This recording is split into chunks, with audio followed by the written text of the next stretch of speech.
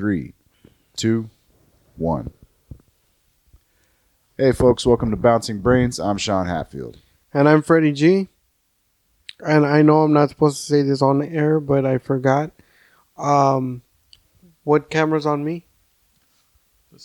This one. That one. Okay. Hi, guys. And today, this episode's been brought to you by Rockstar. You want to feel like a rock star or legally wired as fuck? Get a Rockstar. It's got zero everything too, except for carb. You got one carb, so it won't make you really fat. So fat people, you can drink a Rockstar too. So fat people could feel like rock stars as well. Word. Or you can get the one with the sugar and be a wired fat ass. You do you. We are recording this, Friday the 21st of June? 21st of June, Friday. Yes. Right on. When is this coming out? I believe this one comes out next Monday. I could be wrong about that. Okay. Yeah. Right on. So I think this is episode 52. We're going to get all the information out there. We're just going to bombard y'all with information like, at this point in time, we did this. That way, if we ever have to use this as evidence in court. This is our alibi. Yeah. I was recording that when that lady was murdered, Your Honor. I have no recollection of any knife or shotgun. But that man was present. I think it was a Patrice O'Neal bit where he's like, just if I'm walking around town and nobody knows where I'm at, just every 20 minutes, pop in somewhere, buy some gum, get a receipt. It's like, be an asshole to the clerk. It's like, remember my face. Patrice O'Neal, man. Two. And I mean, I'm not gonna go on a banter and a rant on this, but I just want to like verbally vocalize it. And this ain't even a joke, no pun intended. Two people that I really miss in comedy, man. Three people that I really miss is George Carlin, Patrice O'Neal, and Bernie Mac, man. But I think my number one that I miss a lot is Bernie, man. I was watching videos of Bernie the day before yesterday, I think. Fuck, dude. If you go back and watch Bernie and then you compare him to like the comedians now, and even the comedians that were coming up like D.L. Hewley, Steve Harvey, and them that were coming up in his era as well. Right. Like if you really pay attention to his bits, his delivery, his timing, his charisma, it still doesn't compare. Like what I'm saying is like, I don't want to sound cliche or anything, but like there was only one like if Bernie was a spice, Right. it's Bernie spice. You know what I mean? Like he was just different. Like, and the fact that he didn't, yeah, man. The fact that he also like. Damn, dude, you had a pretty impressive movie career. Bernie, yeah, man. Bernie also what made him different was that Bernie genuinely didn't give a fuck, dude. Yeah, like his he did delivery not was... give a fuck. No, but I mean like on subject too.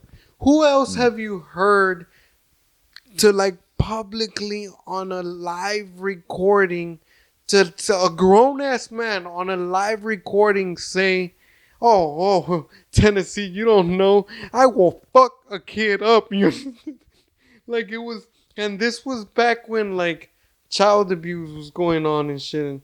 But Bernie didn't give a shit. But since we were talking about him on the same subject, I think out of those three, because all those three was something that they had in common, was that all three of them didn't give a fuck. And you could see it in their stand-up comedy. Right. But out of those three, the one honestly that I really believe genuinely did not give a fuck, like genuinely, out of all three, was Patrice O'Neal. He's the one that really didn't give a fuck. Dude, there are two comics that, and I think we've talked on this in previous episodes, but there are two comics that I think, like, don't get me wrong, I miss Carlin, I miss Mac, but Patrice O'Neal and Bill Hicks are two of the comics that I would be fascinated to hear where they would have gone at this point with like the material they'd be touching on. Yes, like dude. Especially, you know who would have gone off with this whole Me Too Not to movement? say that Carlin wasn't great, man. Yeah, but Carlin was old and angry by the point he died, man. Yeah, but I would have loved to hear Patrice's bits on the Me Too movement and on the other shit that's the political correctness. Right. Political. Well, dude, he was already digging deep in that. I told you that story, right? Where Patrice was a regular at the Comedy Store in LA, and the week of 9/11, Mitzi did not allow him to get on stage. He told everybody at the Comedy Store, "Do not let Patrice on stage." They didn't let him go on stage during the week of 9/11. Well, I've gone back and listened to, like, I'm not a huge fan of like Opie and Anthony, but I've gone back and listened to probably the majority of the audio from Patrice O'Neal on that show, man. Like, just with anybody, man, because he was you ever listen to, what is it, Black Phillip? It was a radio show he was doing with Dante, fuck, I can't remember the dude's last name. As a matter of fact, I think Dante still does a version of it, but it was essentially Patrice doing like a take on like the Dr. Phil type of thing. Like, we're going to talk about emotions, only it's fucking Patrice O'Neal talking about like fucking, like, what you got to do to keep a woman in line. And look, man, I'll be honest, I went back and listened to like all that stuff. I do not agree with the man on a lot of his opinions on relationships, but I think if you want like somebody who's really actually sat down and taken a lot of time to think about like what the fuck like the interplay is between like, you know, a relationship and how to keep that shit stable, the dude definitely did some due diligence. Yeah, definitely.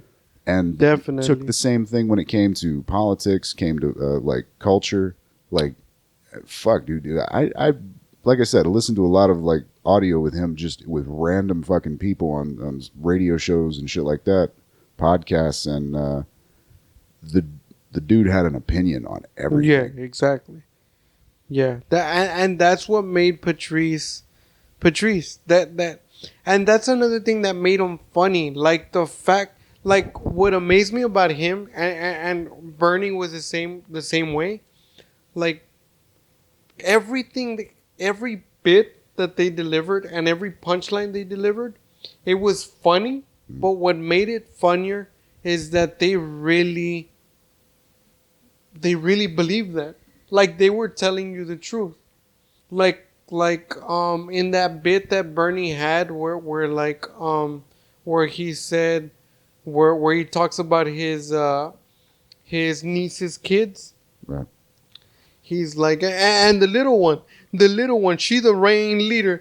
She wanted to get milk and cookies and shit. He's like, no, I'm not gonna have them kill me. I'm gonna kill them. Like he really meant it. But I mean that's what made it funny. The thing with Bernie Mac was, man, he was like a master of hyperbole, man, because it's like you genuinely felt this dude was a like, and everything interview I've heard with people who knew him personally, with family and all that shit, like a loving human being, like a genuinely like fucking like just like heartfelt type of person. So like when he's talking about like I'm gonna beat these kids, it's like you realize that this is a hyperbolic, like he's telling you how he really fucking feels. Yeah.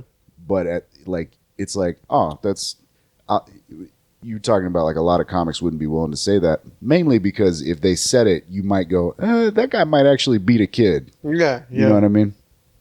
And that's hell, man. That's part of like what comedy is us being able to say outrageous shit without somebody going is this motherfucker going to get off stage and do some weird... Yeah, but the thing is that there's a lot of comics today, and there was a lot of comics back then that would say like I'm gonna say what I want and I'm gonna say what I feel, but deep down inside, They had a censor going on. yeah, exactly. There was a lot of them, and even today, there's a lot of them that have a censor. Like I don't want to offend it. I don't want to offend the transgender community. I don't, the only one that is a genius today at dodging those laser beam bullets is Chappelle. That's why I love hearing every time Chappelle says a transgender joke. One, because it's He had Kylie Jenner yeah, walk out of his show. Like yeah, that was like the only like backlash. yeah. But I think what helps him a lot also is that he doesn't allow like the audience to use their phone, so there's no one recording or putting this out there. Like Yeah. you're forced to like observe the joke, yeah, not like exactly. react initially. And he said it in one of his last specials. He specifically said that, and he said, and I would have never admitted that to you tonight if I wouldn't have locked your phones up. But but yeah, man, like there was very few comedians, and Bernie Mac and Patrice O'Neill was oh, and the other place that I was going with that was when their honesty. Bernie Mac and Patrice O'Neill were, whatever the subject was and whatever the premise and the punchline was, they were brutally honest about it. I'll never forget that story that Kevin Hart told. Like Kevin Hart was like 20 years old, 21 years old. He was like at the beginning of his career, and they were at a shitty comedy club, and there was only like 25 people there or whatever, and Kevin Hart was going through his set, and he said that he was struggling with a joke. He was struggling to deliver a joke, and you could tell. Okay? And he was like, I get it. Like, I was still very green at delivering my shit, so I was struggling. And then and he's like, but the thing about Patrice is that when you had a bad joke, he had no problem in letting you know, like brutally letting you know. I remember I was delivering this joke at an actual live comedy club, and I was struggling with it, and it pissed Patrice off so bad that I was in the middle of the joke, and then he's like, in the middle of the joke, you just saw a phone book fly from across the room, and it like landed on stage, like bah! And I was like, what the fuck? Who threw that? And then I just hear Patrice in the back of the room. He was like, that is a phone book. Read it. There's better material in there than the fucking joke you're saying.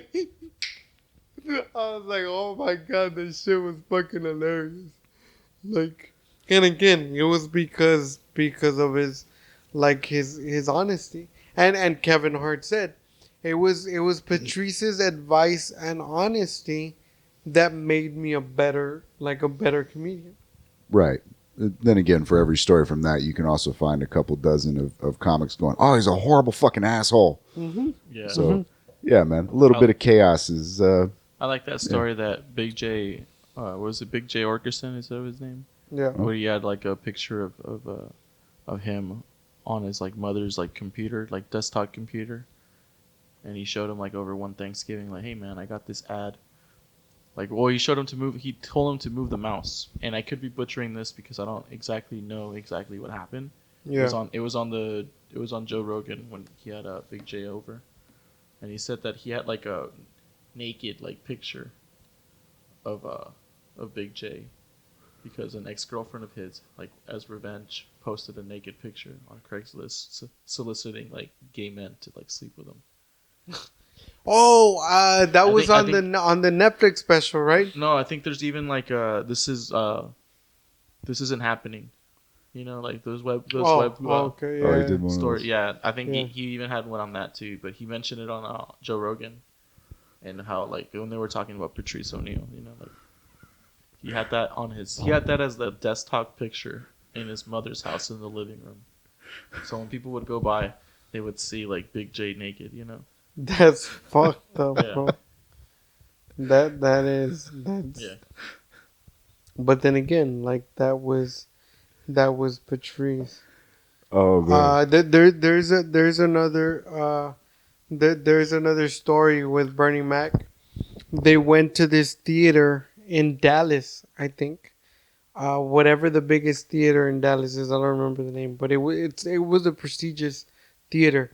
Right. He was there with Steve Harvey and D.L. Hewley. They were all three of them were doing a show together, and when they signed the contracts, it specifically said in the contract that they could not smoke anything inside the building. Nothing. You could not light, not even candles.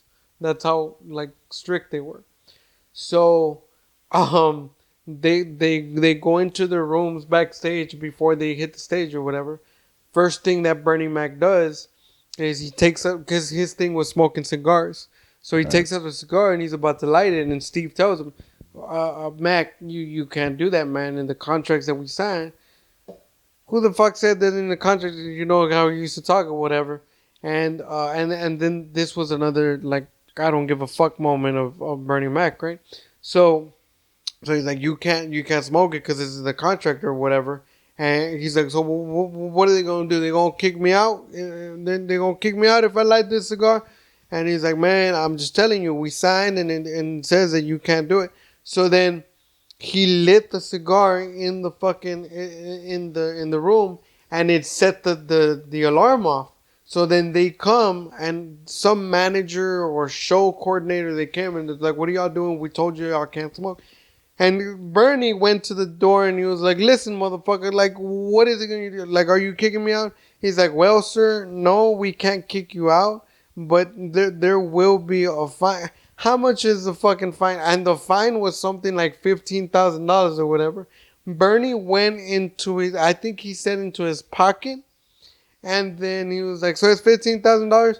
And he threw at him $30,000. Here's the 15, and I'm going to give you 15 more because after this motherfucker, I'm going to smoke another one, he said. So, and now he said that every place that they performed at where they told him he wouldn't smoke, he would pay the fee in advance because he kept, like, he didn't stop smoking the cigars. And he was like, there's even like certain like leeways for like artists and most places, Right. where it's like a performance. It's part of their performance, so they allow them to smoke. yeah. Well, now, but Yeah. back then they were a lot stricter. Which No, actually, you probably have less of that now, man. That was, I think, New York and LA used to have that for their smoking bans, and that kind of spread throughout. Like, if I recall correctly, some of the local non-smoking ordinances, they don't even have cigar bars are the only ones that have any sort of leeway. Yeah. I've been to a couple bars like out in the county, and they still smoke out in there. Oh yeah. Small mom and pop joint. They Yeah. don't give a fuck. Yeah. It's like, you ain't a tax man, are you? Nope. Go ahead. What I was gonna say, I don't know if we've talked about this before, but and this is kind of like a me and Sean type of thing, but I'd like to get your input too. I'm saying because like in a way you're not really an entertainer and you're not striving like to be an entertainer. Yeah. But I'm pretty sure you know, once you become an established entertainer, every entertainer has what they call a writer's contract, which is basically you submit that contract Right. with what you're requesting for that night at that venue, and you Yeah. could request anything you want. These are the demands for your job. The demands basically. Are you gonna want all the green M&Ms? Yeah, exactly. Yeah. That's what the fuck that Are you is. gonna want a fruit salad with no fruit? So I was actually Look, man, the writer is essentially like that's part of the negotiating, man. You can find a bunch of people talking about that stuff where it's essentially it's like, look, I'm going to throw out the most ridiculous shit right now, and if you're willing to acquiesce to my ridiculous fucking demands, then yeah, I'll do the show. Oh, plus I also want that money.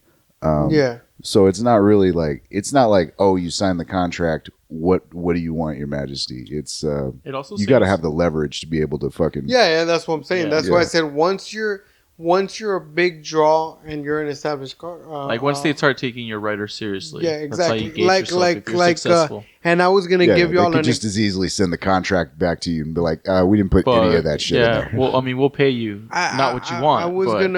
I was gonna say I was actually gonna use an example. Yeah. There's this story that I was reading online where Eddie Griffin Eddie Griffin was supposed to play the Beacon Theater in New York, and one specific thing that he's real anal about, I didn't know, but something that he's real anal about in all of his performance, in his writer's contract, he has that he needs a fresh pair of all white Air Force Ones size 12. I remember hearing this at one And point. and he has he wants those shoes in the box in the dressing room when he gets there, and he will not put them on until he's about to step on stage. So the story was that he was supposed to play the Beacon Theater, and somebody fucked up. Like somebody forgot or something,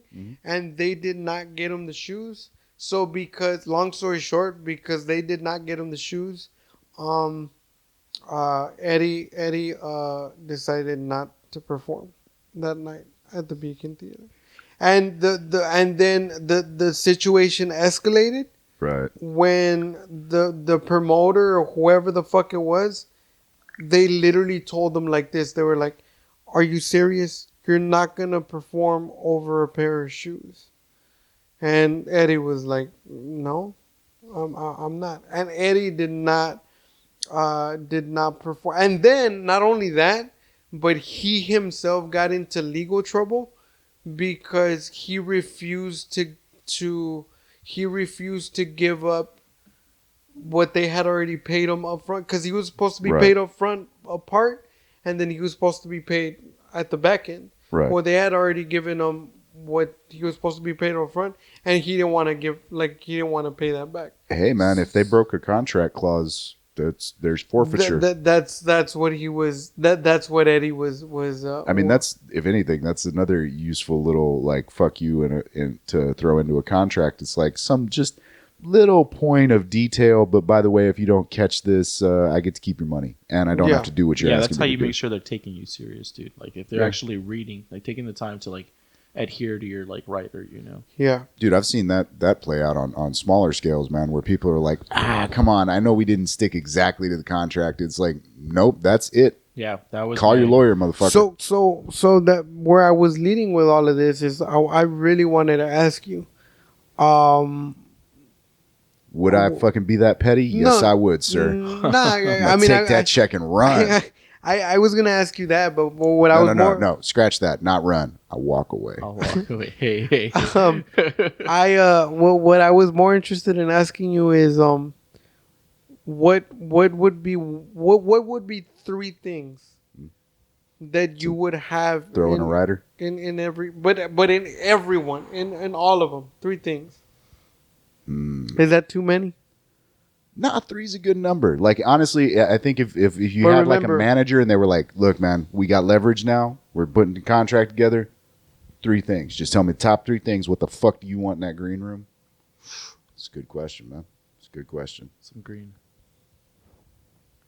In legal states, of course. Yeah. I mean, by then I'm I pretty mean, sure it's like gonna money. be. I mean, like, yeah, you want to. No, I'm gonna. What I want was you to gonna cover say. the floor like what I was gonna Scrooge say- McDuck, so I can like just make snow angels in my cash. Yeah. What I was gonna say, you wouldn't have to worry about that because by the time you make it, I'm pretty sure it's gonna be legal in all 50 states. So I'm pretty sure you probably could ask for that. We could have a regressive administration that wants to stick to the. They haven't done away with the classification system yet. So technically speaking, federally, ganja is still a class 1 substance. Yeah. So three things. Oh, three things. I would say fuck, man, that's a great fucking question. Would you want girls in the back room? Huh? Would you want some girls like? Nah, because you're gonna have one of those Can nights where you you're like, let get, him get out of here, fucking- skanks. Oh yeah. Can you let him fucking? I'm just trying to give him ideas, trying to get those juices flowing. Okay. Three things, man. I don't know. Maybe like a bottle of like high quality liquor of some kind. Not that I'd drink it, but just so I could have it. Wow. Fucking dick. What? Hey, you're gonna have a night where you're gonna be like Just- celebrating, like, hey, dude, I performed good. Yeah. What if you Let's bring someone celebrate. back to the green room afterwards and it's like, hey, man. It's already there. It's like a preparation. for, Yeah, like- you never want that I thought you conversation said where you it's, wouldn't drink it. I didn't say I wouldn't drink it. I said maybe I wouldn't, man. I'm just saying, but it's one of those things like Like, all right, if you had like hookers in the back room, it's like it's not like you're gonna bring a guest back and be like, "Would you like to sample my hookers?" But like, if you had like a nice bottle, it'd be like, "Hey, have yourself a drink if you want." I don't know, maybe some, maybe a little bit of grub. Damn, it's Like a good veggie question. tray of some No, sort. but I that's what I'm saying, Sean. When you say these things, I need the detail. Like you said, Details. All a right, little man. bit of grub. I don't know, maybe some high quality salami with some fucking cheese and a organic fucking veggie platter. I don't Oh, know, because man. you can't fucking eat bread. I forgot about that shit. Oh yeah. If they Yeah. that would be the contract breaker. If there was any bread in my green room, If I I'd be even like, found an ounce of gluten, you guys are fucking screwed. I found this crumb, you Yes. sons of bitches. Who left a club cracker in here? Maybe shit. Maybe a mini fridge. I don't know. In case I want to bring something in. I mean, obviously you would have water and like basic necessities. Dude, if you had to put water into the contract, that might be an issue. You for actually me. do though. Might have to put that in there. Yeah. Give fuck him it, like man. give him like a weird number of like, you know how they only sell like the 28 pack and the Ooh, 36 ooh, pack. I got one. A small tank of high quality oxygen. They'd be like, why? Like, just because I want it. Yeah. Just- That's fucked up. but dude, have you ever seen like those oxygen bar things, Yeah. man? You walk in, they give you the little. Yeah. dude. Yeah, I don't know if I'd ever put my money down for something like that, but I can understand the impulse. So what's in? So what are your 3 items in the rider aside from a fresh pair of Dickies? Well, fuck. Well, then that narrows it down to 2. But I was gonna fucking say, a fresh pair of a Dickie suit, meaning the pants and the shirt, depending on what color I Oh, want you're to. gonna go for that county look. No, I mean that's Yeah. what I was gonna say. Depending Yeah. on what color I want to wear that night, I would either tell them I need the khaki color, I need the blue color, I need the black color. By the way, I finally found the fucking red, man. But I'm a little iffy about wearing the full red. Because you think you're gonna rep like a wrong. Yeah, A wrong I don't want to pull up on the wrong neighborhood. You, you know saw what I mean? you saw where Tekashi 6ix9ine went with that. Exactly. Yeah. Well, dude, you ever So- heard that Eddie Griffin bit about the first time he went out to L.A. and like, so he was like straight from Atlanta and he's wearing like a red fucking like Nike tracksuit type Yeah. shit, and he goes to the store and the dude like creeps up on him. It's like, so what you doing in his neighborhood, cuz? And he's like, I just thought he was real friendly. Danced over. So it would be that along with a pair of black leather Nike Cortezes at every show. I need that at every show. The second thing would be either fish or steak, because Lord willing, my plan is to continue eating the way that I'm eating now. So I really do plan to like not eat bread again. Yeah. Unless it's pizza. Pizza is the only thing I'm willing to make an exception for. Yeah. And that'll be like once a month or once every 2 months. You think you'd like change shit up on your rider like as you like go? Yeah, Yeah. depending on. And the last thing, this would be the weirdest thing, and I'm also debating because I don't know if it's legal. I don't know if it's something that I could actually ask for legally. But if I could, and also if by then I'm not married, because if I'd be married, it'd be weird. Are you gonna ask for like a hooker? Dude? Are you for No, real? no. What I was gonna ask for was just I need a 90-pound Filipino woman with very strong hands. Yeah. I saw a I couple on like hotbrides.com. I would ask for a naked woman. A naked woman just to hang out. Yeah, just to be She Yeah. don't even need to talk to me. She just needs to be in the room. Just Yo, dude, you know what you could probably work in there? Like she has to serve you drinks. She doesn't have to talk to you. She just has to serve you drinks. nah. I would just want her to be in the room. Do you think that like A little bit. a little bit what? Whatever you were about to say, a little bit. No, I was gonna say. Do you think that's legal or no? Of course, that's legal, but it's Is it wrong? odd. No, well, I mean It's not even wrong. No. It's not even wrong. It's just odd. You know what would be weirder? If you just had like a gaggle of like naked people, Like, and you're Why right. would I Like, want that? huh? I don't know, man. I just think that would be Oh, weird. dude, put it in the rider that all of the theater staff, like anybody I see before I hit the stage, has to be butt naked.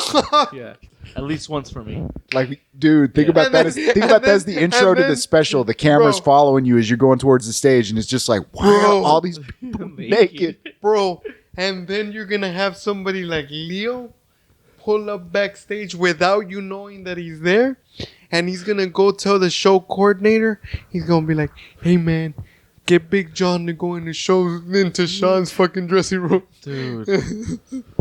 You know what I would do, man? I imagine he'd be the one standing off to the side with a hard on, just smiling, and he'd be like, "Oh, what the fuck, man?" No, you know what I would probably do, man? I would probably send you a strippergram with the only overweight, like small dick stripper in the world.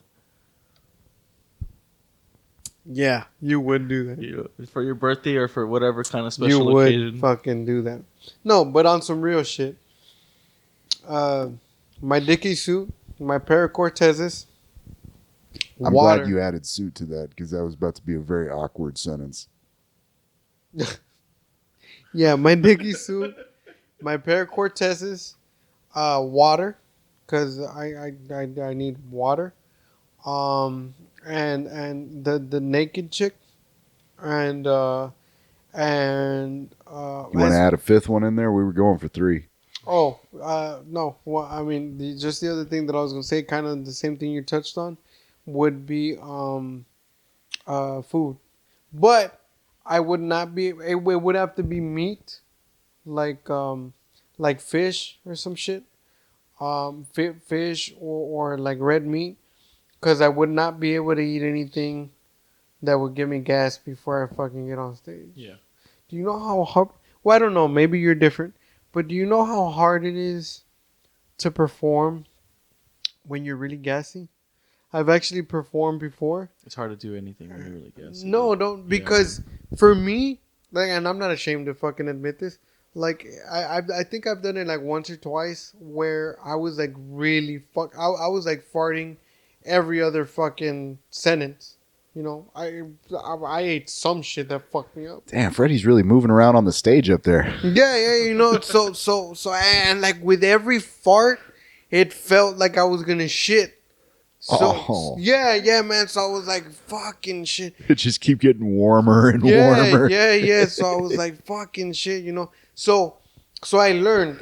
That's when I learned that every time that I perform, I do not eat. I will not eat until after. Well, I mean, now it doesn't matter. I try not to eat within 4 hours. Yeah. Cause dude, you don't know, man. You don't know if whatever you ate, it'll fuck you up. But again, when we get up to that point where we have a writer, I would just make sure that I eat something that's not gonna give me gas. Like, for example, red meat, fish, chicken doesn't give me gas. Yeah. See, man, just to like throw this out there, man. I think the difference in philosophy we're taking here, man, is like as far as like clothes and food, man. I don't want any excuse for me to have to be there at the venue. If you're talking like, okay, this is your show, you know what I mean? Like you're the one on the fucking poster. Ooh, I forgot. You already mentioned the naked bitch. No, not that shit. And this gets weirder. Actually, he specified woman, right? I just want to Yeah. make sure. Yeah, I think so. We could backtrack it in. Yeah, I did specify a woman. And this is actually important, and I can even explain why. And this is gonna sound fucking weird, and if any executive ever listens back to this, he's probably gonna say, I probably don't want to work with that crippled motherfucker. What I would ask at every venue is I actually need either a stationary bike or an elliptical machine. And the reason why is because for some reason... How about you walk around the block? No, fuck that. I get to see them telling you that. For some reason, I cannot go on stage cold, like without warming up. Like literally warming up. Yeah. I need a stretch and I need a warm up. I know I'm making it sound like I'm about to go into a boxing fight. You know, you could easily solve that with that naked girl that you're gonna have, right? You know, you don't need the stationary bike. Legally, I don't think I would be able to touch her. I mean, if she was consenting, two consenting adults, and you just so happen to give her a donation of like maybe $500, I think maybe you might be Yeah, I'm legally definitely in good not terms. doing it. Part of what I love about you is that you had that number on hand. You were like 500. Just I like to, I like to have my numbers correct. I just yeah. So I need the elliptical machine. see again, man. This is where we differ completely, man. All of this is stuff I would be taking care of beforehand. Like this is why I'm saying like a bottle of liquor. So maybe you some- would bring an elliptical machine with you? No, motherfucker, dude. First of all, if I'm at the point where I'm putting riders in my contract, I probably got some cash. I'd come into town like the day before, make sure I got a nice place to stay. Probably get like a 24-hour pass to like top of the line, fucking like whatever the Or local. even use the like hotel gym, dude. You don't get it.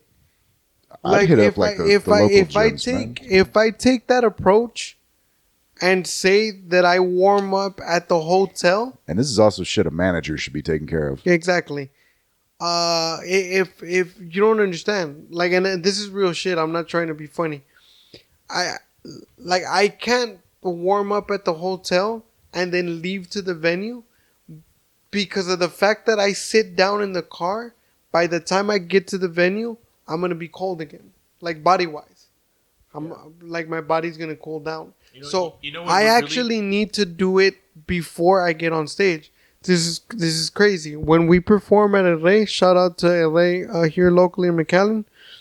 That's why I always go to that green room in the back before I get on stage, because I don't give a fuck. What I do back there right before I get on stage is I actually do squats. Makes sense, man. I've done that before. Yeah. I mean, not there in the green room, but Yeah, I do it because Yeah. I don't know where else to do dude, it. honestly, body squats are fucking great I before you did get a on squat stage. once. I don't know where you're going with No, that. I just wanted to mention that. You guys. Okay. Yeah, so I do about 20 squats, and that gets my blood going. Because I've gone on stage. This is another thing that I'm not afraid to admit. I made the mistake of going on stage there at El Rey cold. Completely just, I walked on stage, and I almost fell. I don't know if they ever caught that, but I almost lost my balance. And I'm glad that I didn't, but I almost fell. And then I wasn't, like, leg and foot wise, I wasn't able to react quickly because, again, I was cold. Like, body wise cold. I wasn't cold. So I learned that I need to warm up somehow before I get on stage. Dude, I'm all right, man. This is the conversation we have later. I was gonna like ask you about like if you ever fucked around with those little the little set of pedals that you can like set in front of a chair. I was actually looking at that shit on Amazon. But I'm wondering if that would actually help, since what you're talking about is like standing up and putting weight on the legs. I'm wondering if that would even help. Yeah. Really, it would. Yeah, the It's ones just that you moving put, the legs. Yeah, I just need to move. I just need to get the blood going. I'm just saying, man. This is the kind of shit like. At some point, man, you have to have like a kit, man. Like, all right, look, even as like the lowliest of level comic as I am, dude, I have a car kit that has like I can go to a motel right now and have like a stovetop, fucking like double decker shit. I got pans, I got fucking cooking utensils. In your car? Yeah, I got a blanket that like it's thick enough that you can lay out on a tile floor and somebody can still sleep comfortably. It can sleep like two people. Like, I'm prepared to take a gang of motherfuckers on the road, man. Like, and that's just like, again, low level motel comedy. This makes my my trip to San Antonio all that more interesting. Motherfucker, you still putting money in for a fight. We're not sleeping in the car. Oh, definitely not. But yeah, I'm saying, man, like, I think there is that line between like, hey, I'm going to show up and you're going to pamper me, and like, hey, I'm going to show up and I got shit that I got to bring on the road with me. Does that make sense, man? Yeah. Now, granted, if you're flying everywhere, you got to take care of like, oh fuck, I can't bring like equipment with me and shit like that. But actually, that would actually Dwayne Johnson does. Well, yeah, Dwayne Johnson trains like a professional athlete, though. Yeah, and what you're talking about is more like when he does movie sets, he has his gym flown in. Yeah, because he has to like stay like in a certain physical. Like that's what they're paying for. They're paying for The Rock. Yeah, and if I remember correctly, that actually goes back to like some Schwarzenegger shit. He had a personal gym flown in for Predator, because like Gangster. it was. Well, it was basically, if I remember the story correctly, it was him, Jesse Ventura, and what's the other dude? Fuck, it escapes me. Anyway, man, it was like the three of them like trying to have like a fucking bicep war, like who fucking worked out harder, but they were all like working out in secret.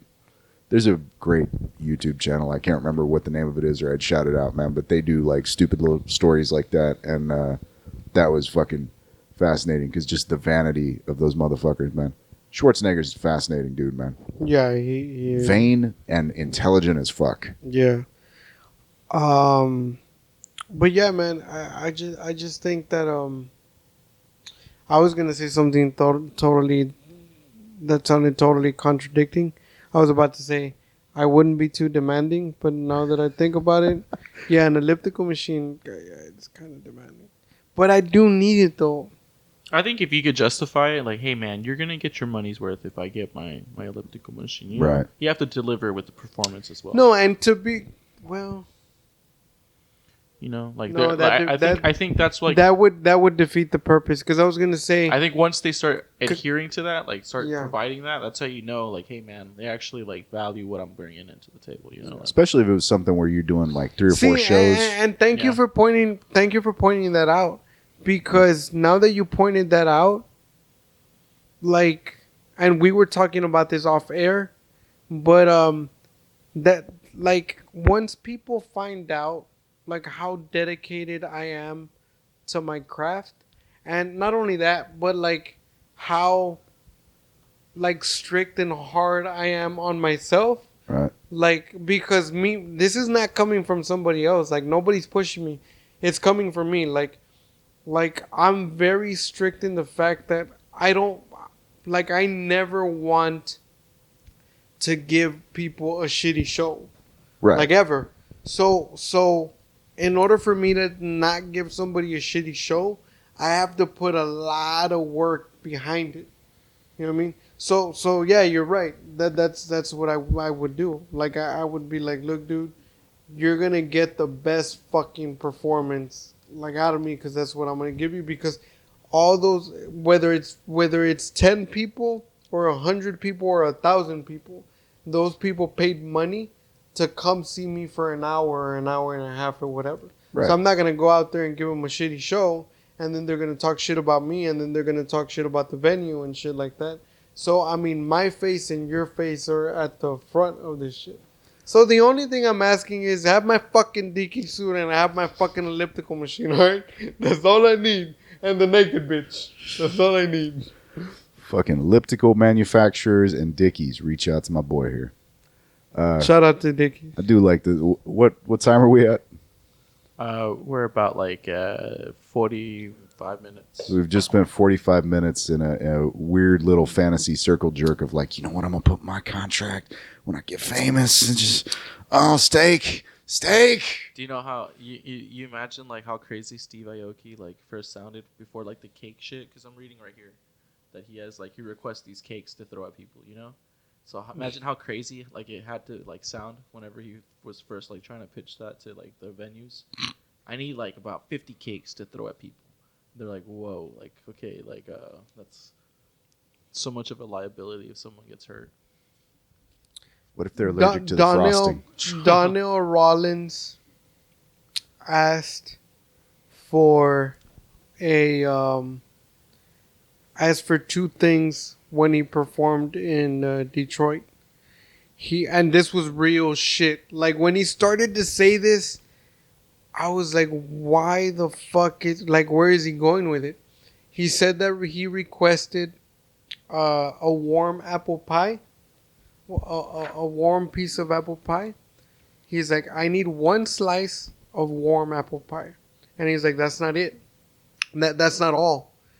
And I need somebody, because I'm going to go, and he was touring with Dave. He was like, I'm going to go on stage before Dave because I opened for him. I need that slice of apple pie, and I need one person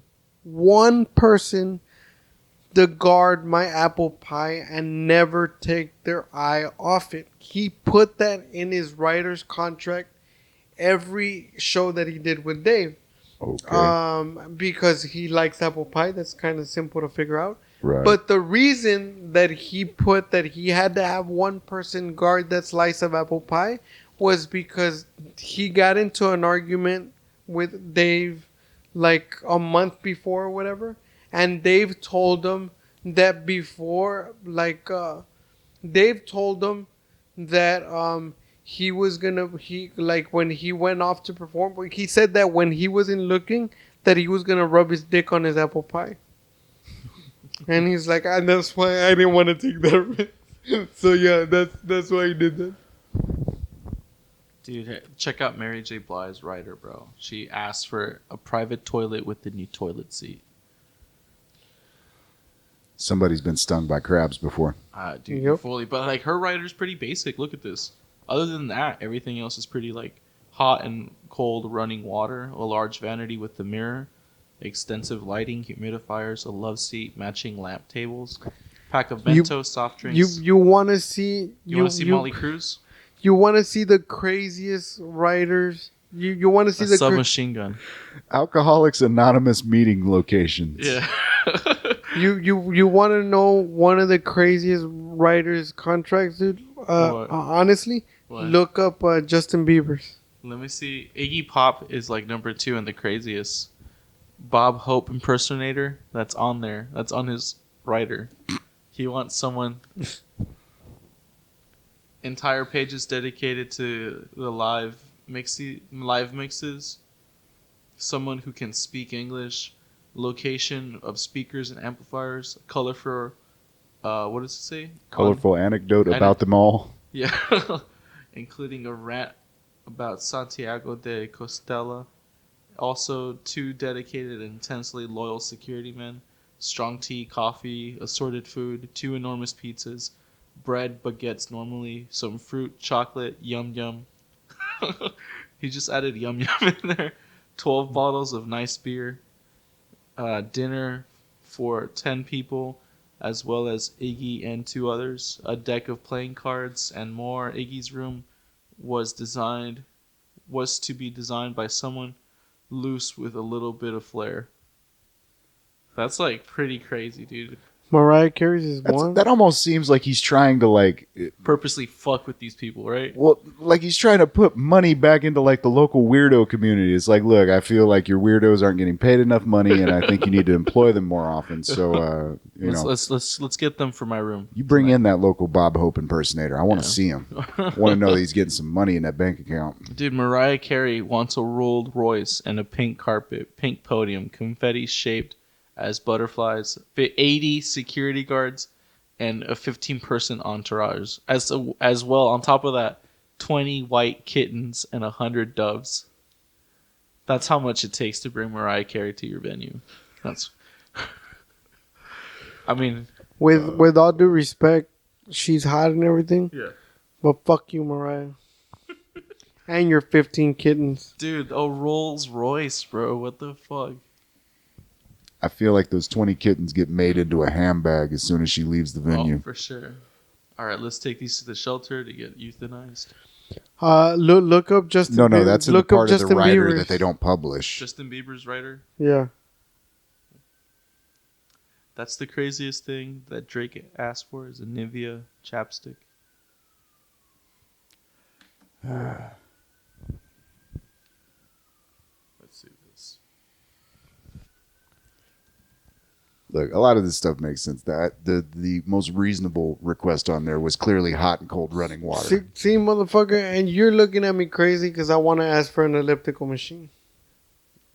Hey man, I'm just trying to keep you grounded, brother. Look at this. Look at this kid, dude. Chugging this fucking big ass bottle of fucking Chardonnay or whatever the fuck that is. We can agree champagne is worthless, right? I mean, no, dude, it's tasty as fuck, dude, and it gets you drunk. Why not just drink a sweet wine? Like, I've had good sweet wine. Yeah. Why does it got to have bubbles in it? Because I mean, alcohol content.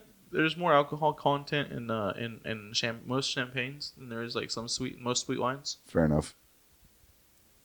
A convoy of 10 luxury sedans and 2 Volvo buses will be at the disposal of the artist and his entourage of 120 people throughout his stay, with the Rolls Royce reserved for the Grammy Award winner himself. There will be a special security composing of a Z plus level security and whatever he wants, police personnel, 10 containers that will be flown with the items like ping pong table, PlayStation. Motherfucker brings his own washing machine. Yeah, 2 5-star hotels have to be also reserved for security reasons. Top culinary experts. And to be fair, it looks like they just have to pay the price of flying in the 10 containers he already has full of that shit. Yeah. And you also have to keep in mind That's actually not bad. No, dude, but like, I mean, this makes it's sense. retarded, A but lot it's of the not security, a lot of the security makes sense because this is like, if you realize at the level that he like is at, you know, like there's people that actually would like kidnap him and like do stuff to him, you know, like or crazy fans that are just gonna maul and attack him, you know. Well, not only that, but what baffles me the most about this shit is that all of these requests, this is already on top of what he's already gonna be paid. Yeah. Dude, that's how you know you got like you're a big dick in the entertainment world, bro. Oh, and by the way, I need a pedestal for my dick. It needs to be elevated at exactly 45 degrees. Like I said, Sean, when you read that shit, my elliptical machine, motherfucker. No. Reasonable bad. choice, man. Reasonable choice. Yeah, And there's medical reasons, motherfuckers, as to why I'm asking for an elliptical. this is even like really gaudy, bro. Like he wants a list of spray tan salons, sushi restaurants, steakhouses, like all this. Like he wants like a whole concierge to be like at his disposal. I don't know, bro. But yeah, I'm telling you, I remember this because this actually came out as his. He has one of the craziest writers contracts, like in the world, like in the entertainment business. The only other one, there was somebody else that had another request. His craziest request was he wanted drinking water from Egypt. Like a brand or specifically No, like from- pure spring water from Egypt? the Nile and shit, dude? From You don't want to Egypt. drink from the Nile, dog. No. He wanted No. purified water from the Nile. From Look at that, bro. Egypt. Look at that man. right there. How are you gonna hate that, bro?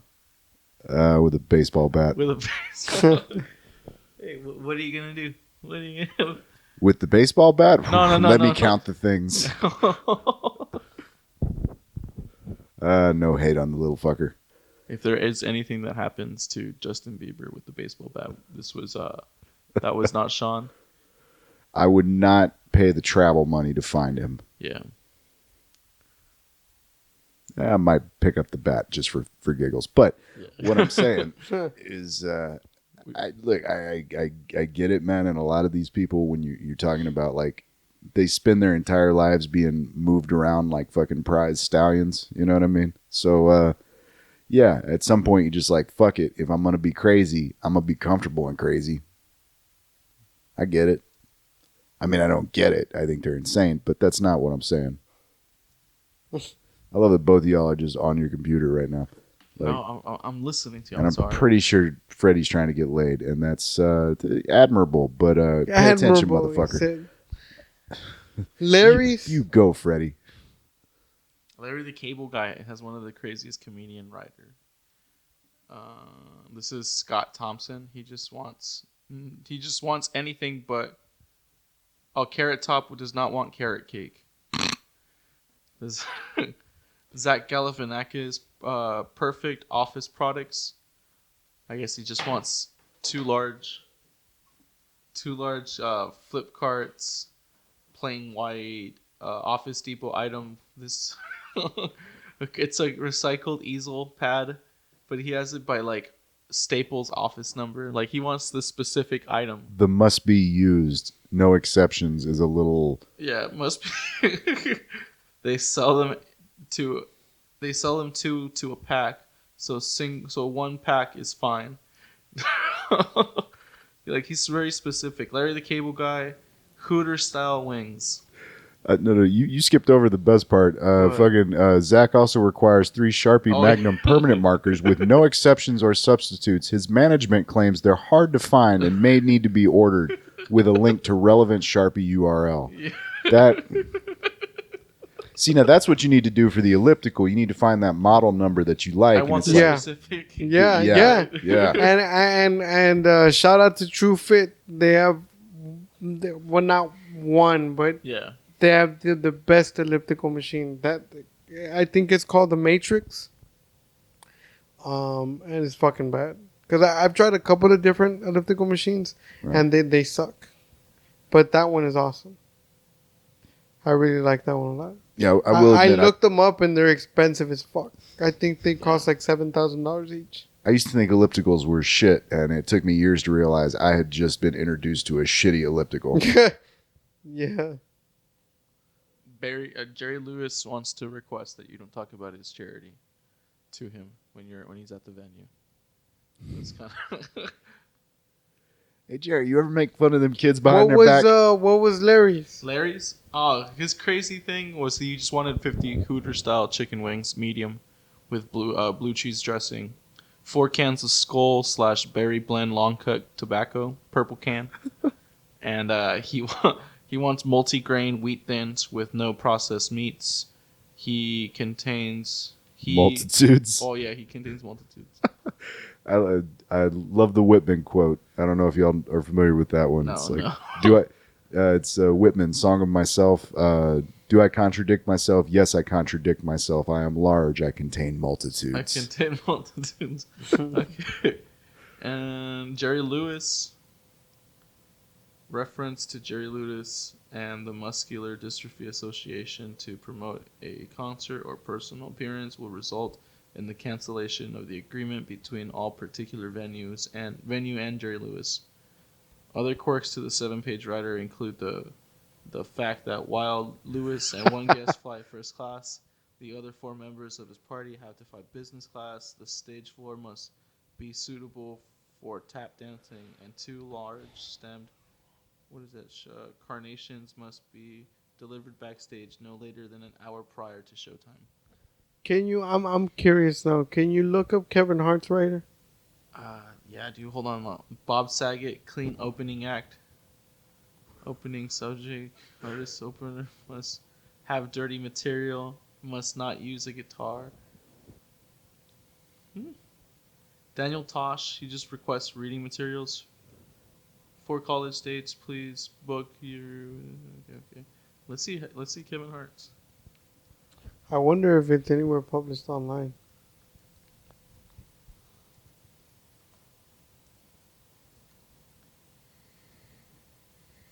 Backstage right here.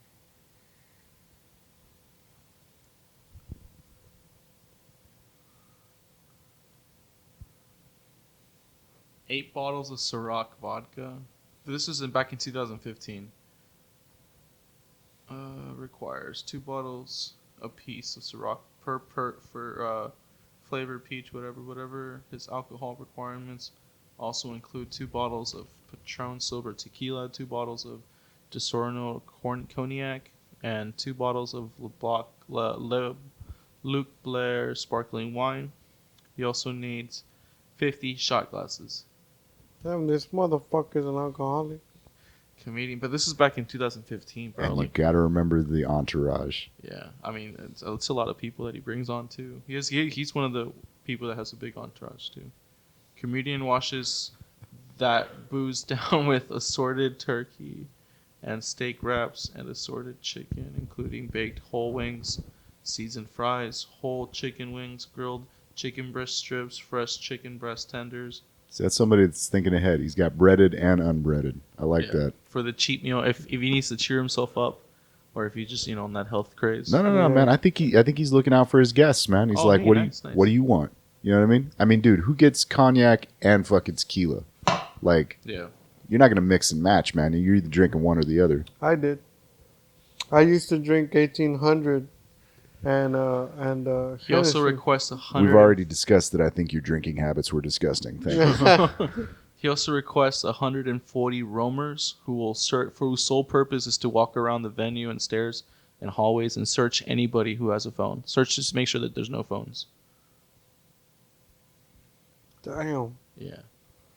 A 20-person extradition team. Oh yeah, dude. Nice. With radios. But that makes sense. Like right here, another rider requirement addressed the hiring of 5 female ages between 21 and 27 with athletic and sexy build. The women must be go-getters and be very approachable and attractive, and have previously worked events with large crowds. Payment will be $150 per girl per show. The writer notes additionally the women who apparently handle promotional chores and must provide the shirts and tights and must provide with shirts and tights that are Only available in extra small, small, or medium. Damn. So Kevin doesn't like big girls. Okay. What is wrong? What does it say about ejected? Oh yeah, if he wants signs saying that if you on your phone texting, tweeting, talking, using a recording device, you will be rejected. He just wants a whole bunch of signs saying that.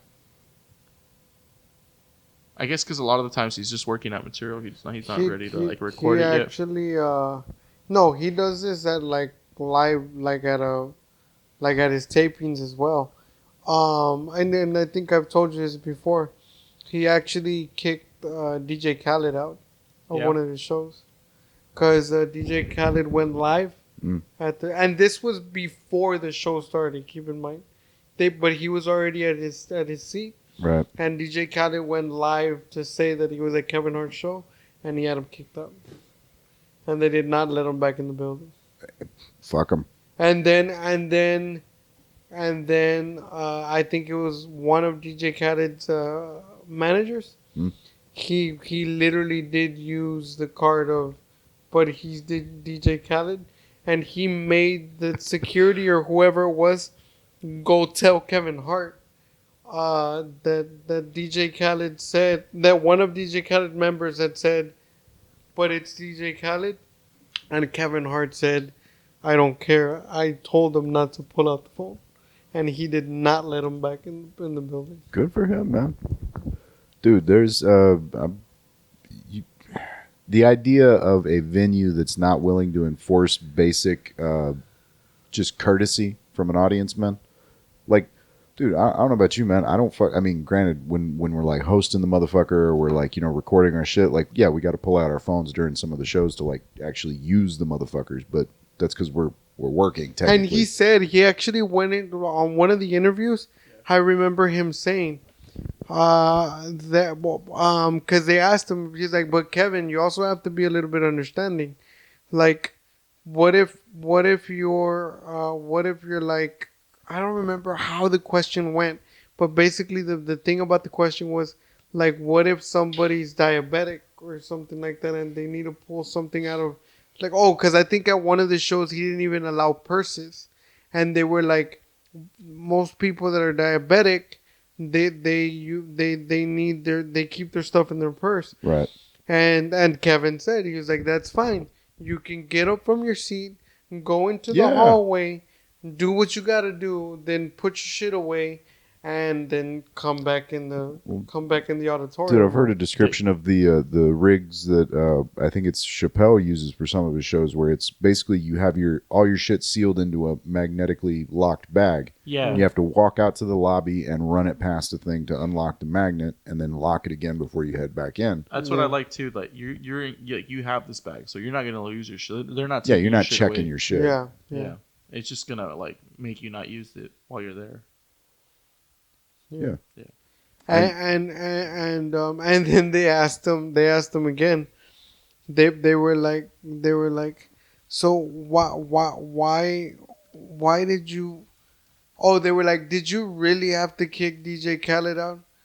And then it was like, yeah. It was like it's rule. He was like, rules are rules. I don't care who you are. And then the radio host, just to poke at him, and just to poke at him, he told him, he was like, but it was DJ Khaled though. And Kevin was like, I don't give a fuck who you are. I asked you not to use the fucking phone. And he was like, and there's signs everywhere around the venue saying to not use your phone. You were forewarned and you Right. couldn't follow the rule. I just thought it was hilarious.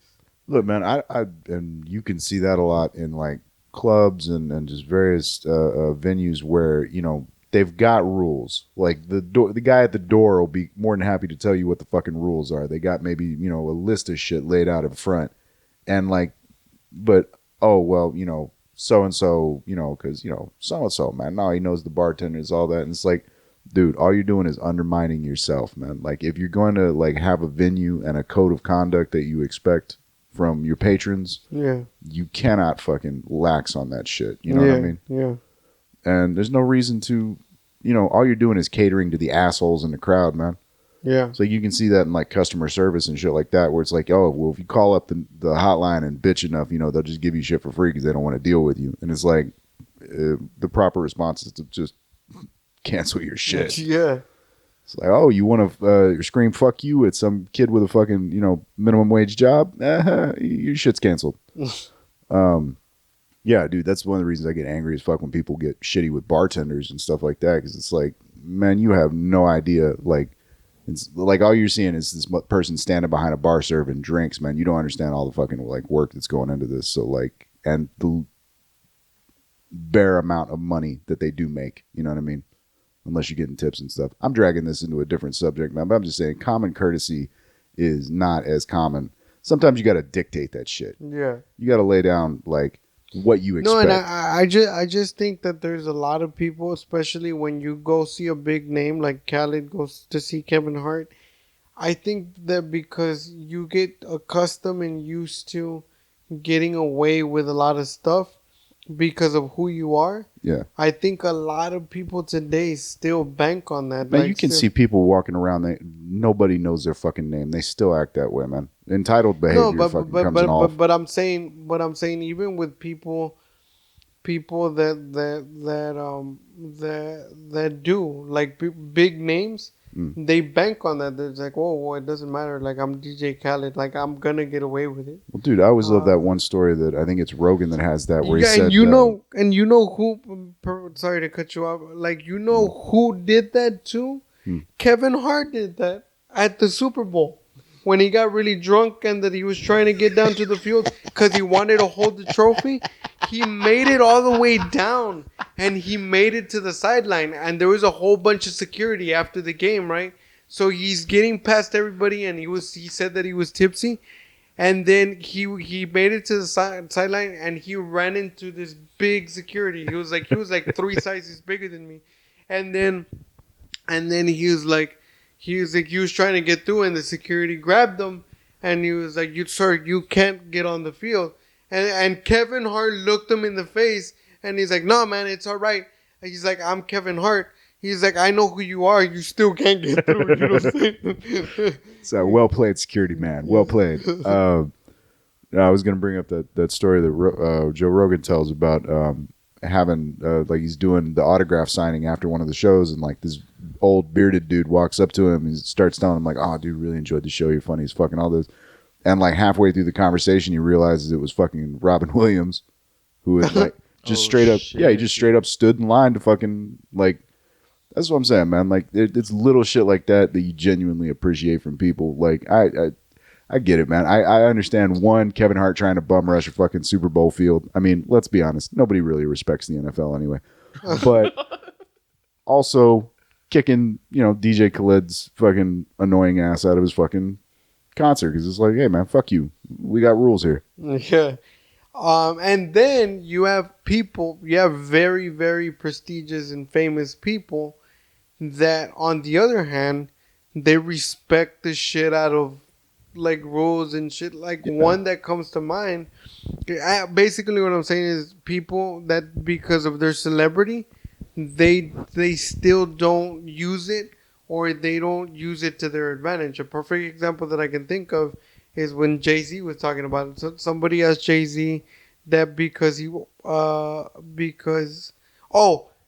Jay-Z loves going to basketball games, especially when it's the finals and shit like that. He always goes. So what they asked him was, first of all, they were like, does Jay-Z still pay for tickets? And Jay-Z was like, his literal reaction, he was like, yeah, why would I not pay for tickets? You know what I'm saying? And then the radio DJ was like, well, because you're Jay-Z. And he was like, okay, well, I mean, but I still got to pay for tickets. So, and then the other thing was that because he has kids now, he's like, how about like, he's like, have you ever been to Disneyland with Blue and stuff like that? He's like, yeah, we've been to Disneyland and we've been to Disney World. And he was like, and the radio DJ was like, do you still stand in line to get on the rides? And he's like, yeah, I stand in line. He's like, you ever try to go to the front of the line? Why would I try to go to the front of the line? He's like, I just thought maybe you wanted to, get ahead. And no, man, it's just, you got to be a regular person and Damn, stand in dude. line like everybody else. Kanye West has like a crazy ass writer too, man. He wants a slushy machine that dispenses Hennessy and Coke. And he needs an $8,000 bed for his daughter North. Wow. Yeah, dude. I like to think he What is also Eminem? provided a model number. Eminem's pretty healthy, dude. So he has like the Light and Fit yogurt, 25-pound dumbbells, and he needs to look at a koi pond. That just states it on there, like he needs to look at a koi pond. No, needs a koi pond to look at. Yeah. Because he needs to look at a koi pond. You just get him like a fucking screensaver of a koi pond. Dude, you know who had a surprisingly humble writer? Did you just pass Dustin Diamond? Yeah, dude, I'll get to his. Jesus. Dude, he what's it called? Marilyn Manson has a pretty like humble writer, bro. He wants a bag of gummy bears, Doritos, 2% milk, manwich, microwave popcorn. Talk into the mic, man. Oh yeah, he wants gummy bears, Doritos, 2% milk, manwich, microwave popcorn. That's pretty much it. He also wants chicken bones and black candles. But everything else Just is for like, giggles. Yeah, everything else is surprisingly wholesome. David Hasselhoff, he wants like a cardboard cutout of himself. Mariah Carey's is just fucking absurd. But Foo Fighters demands that attendance be banned if they have chain wallets.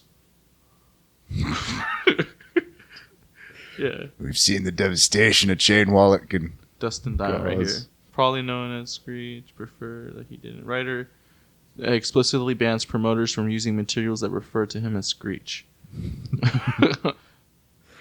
Okay. 2 Yeah. pints of chocolate milk and somebody to greet him at the airport.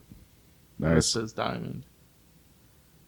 But, I mean, yeah, dude, like that was Eminem's was pretty wholesome. This guy, I love that you've taken to this subject like a teenage girl.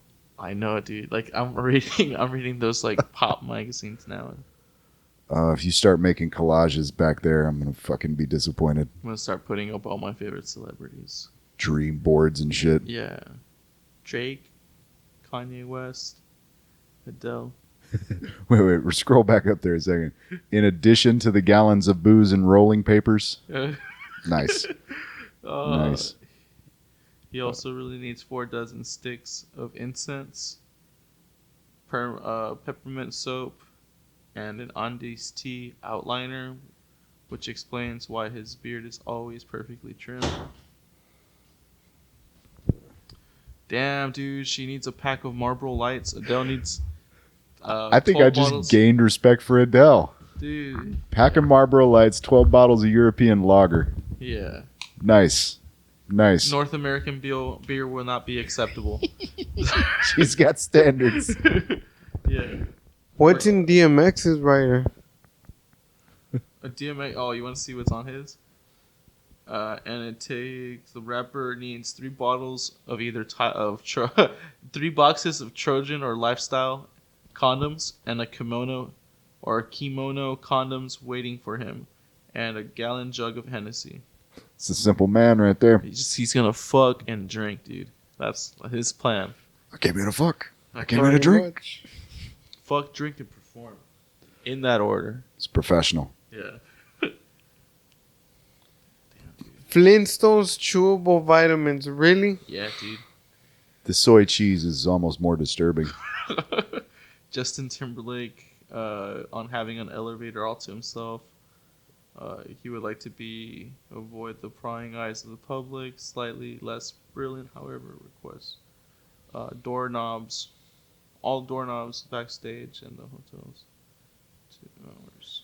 You know what, man? I can almost understand that having the doorknobs disinfected every 2 hours, man. Because if you got a hell of a fucking touring schedule, you don't need to be picking up some fucking head cold. Yeah. That's not as crazy. Grace, I mean, Selena Gomez, what does this bitch have? Insisted no crew members use the name Justin. Wow. Okay. Yeah, dude. It's like, but my name is Justin. You're fucking Larry. You're fucking Larry for today. But Larry's off today. Damn, dude. A lot of these people, man. I mean, what is this guy's?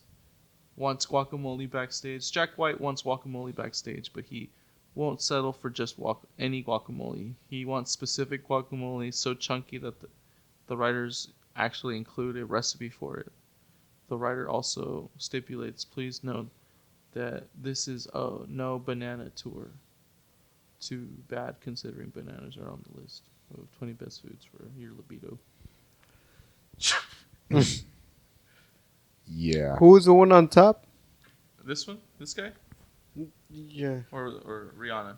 Oh, fuck Rihanna. No, I'm not. Jack White? The guy No, with no, white on stripes? top, on top. Go up. Prince. What was Prince's? Go down. That's not Prince. Oh, yeah. 12 dozen bath towels. 16 What? dozen bath towels. A physician on hand to administer a B12 injection. Sometimes. I mean, I'm pretty sure he had other stuff, but that was like the craziest. Mm. Yeah. I'm thinking maybe you could request a little more than just like the treadmill and or the elliptical, you know? Right. It's I wonder if it's you fucking could Freddy request. and Prince right on that level. I wonder if. I would maybe not even stop as far as to say that you could probably get a porn fluffer. You feel me? Why not just go ask for the cod piece? Would you? I wonder if you would be able to request. Clearly, there's not much you can't.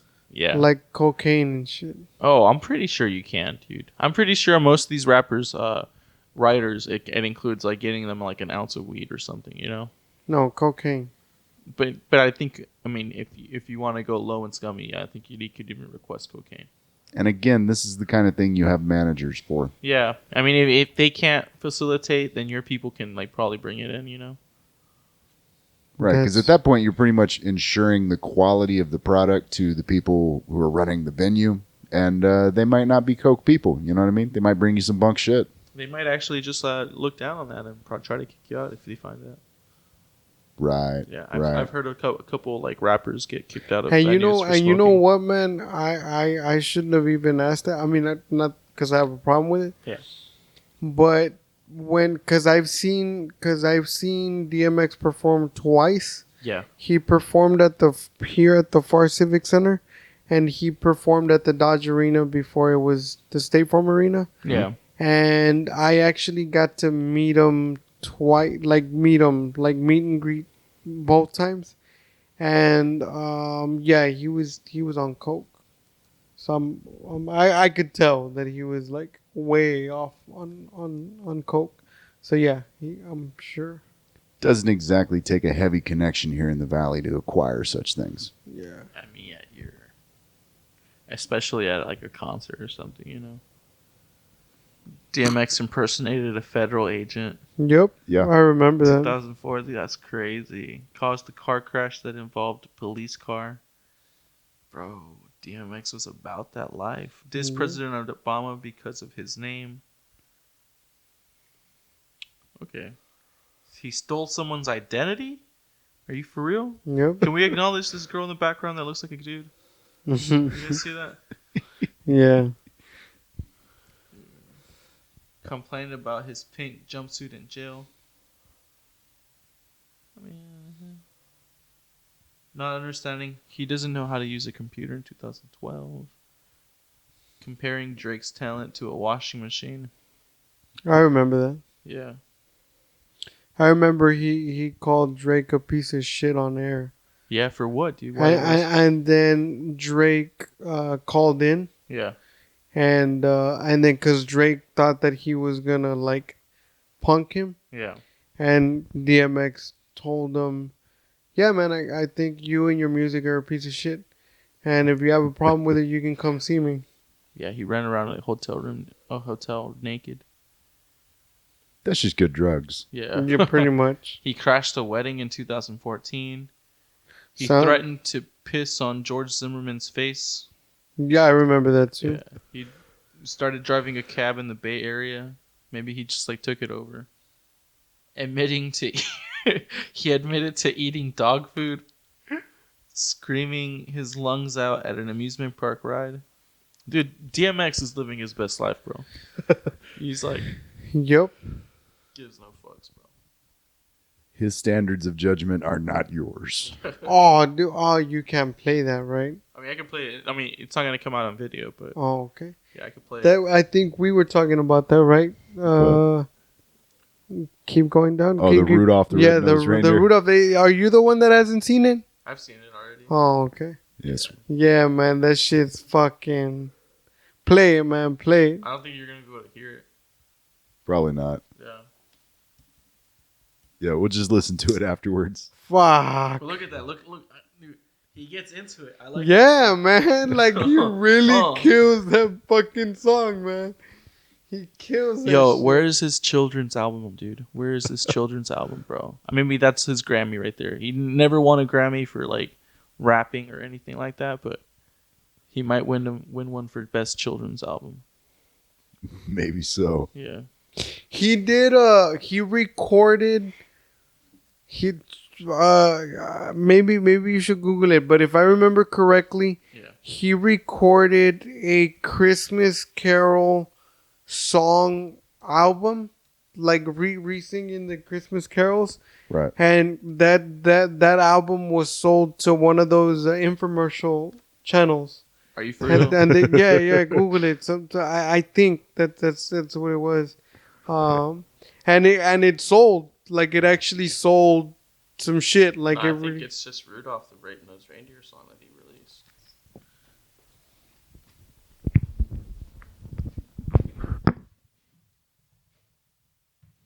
Yeah, man, but I think Oh,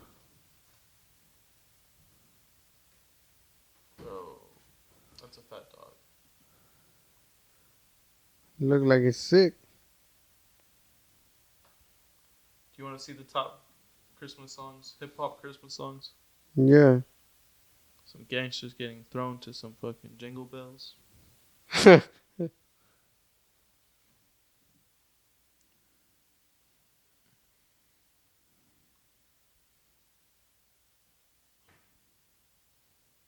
Damn, dude. Kanye West, Cameron, Jim Jones, Vado, Pusha T, Mystique, Music, Soul Child, Sci-Hi, The Prince, K-Time Tyler, Big Sean released Christmas in Harlem. Rum DMC had Christmas in Hollis. TLC had Sleds Ride. Run DMC with Rudolph the Red-Nosed Reindeer. Run the Jewels of Christmas fucking Miracle. That's a good song, dude. Curtis Blow, Christmas Rappin'. Easy E, Merry fucking Christmas. Rum DMC, Mace, Diddy, Snoop Dogg, Salt and Pepper, Onyx. Keith Murray had Santa Baby. Santa Claus Goes Straight to the Ghetto by Snoop Dogg. Deck the Club, Yin Yang Twins. Man, I think it's safe to say, dude, like rappers love fucking Christmas. Dude. Yeah, man. Ghostface Killer had a Ghostface Xmas. What the fuck, dude? Busta Rhymes collabed with Justin Bieber to make Little Drummer Boy. Mr. Liff, Santa's got a motherfucking Uzi. RZA and Craig Ferguson decked the halls, bro. What? Jim Jones balling on Xmas. Treacherous 3, Christmas Rap, Ludacrismas. I've actually heard that one. Have you heard that one? Ludacrismas? No. De La Soul, Millie pulled on Santa. Juice Crew, All Stars, Cold Chillin' Christmas, Outcast, Players Ball, Christmas version. Gucci Mane, Saint Brick intro. Chance the Rapper, I'm Your Santa. That sounds kind of fruity. Yeah. All I Want for Christmas by Lil Jon and the Kool-Aid Man. That's crazy. Bro, like fucking these rappers go ham for Christmas, bro. Who doesn't love Christmas? Trick Daddy, bro. With Chris Brown, This Is Christmas. Damn, bro. Kodak Black, even. Damn. Yeah, man. Hey.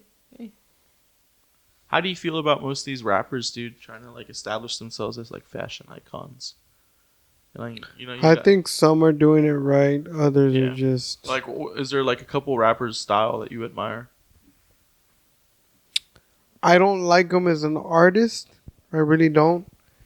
But Diddy has I mean, I'm not gonna lie. I've seen him in a couple of outfits that I was like, "What the fuck are you thinking?" But I'm saying like 90% of the time, he's on point with it. Who else? Who else have I seen? That really like got it down. I know Diddy's one. T.I., man. T.I. until I saw him in that fucking green blazer and fucking pink pants. Like, normally he fucking knows how to, like, dress or whatever.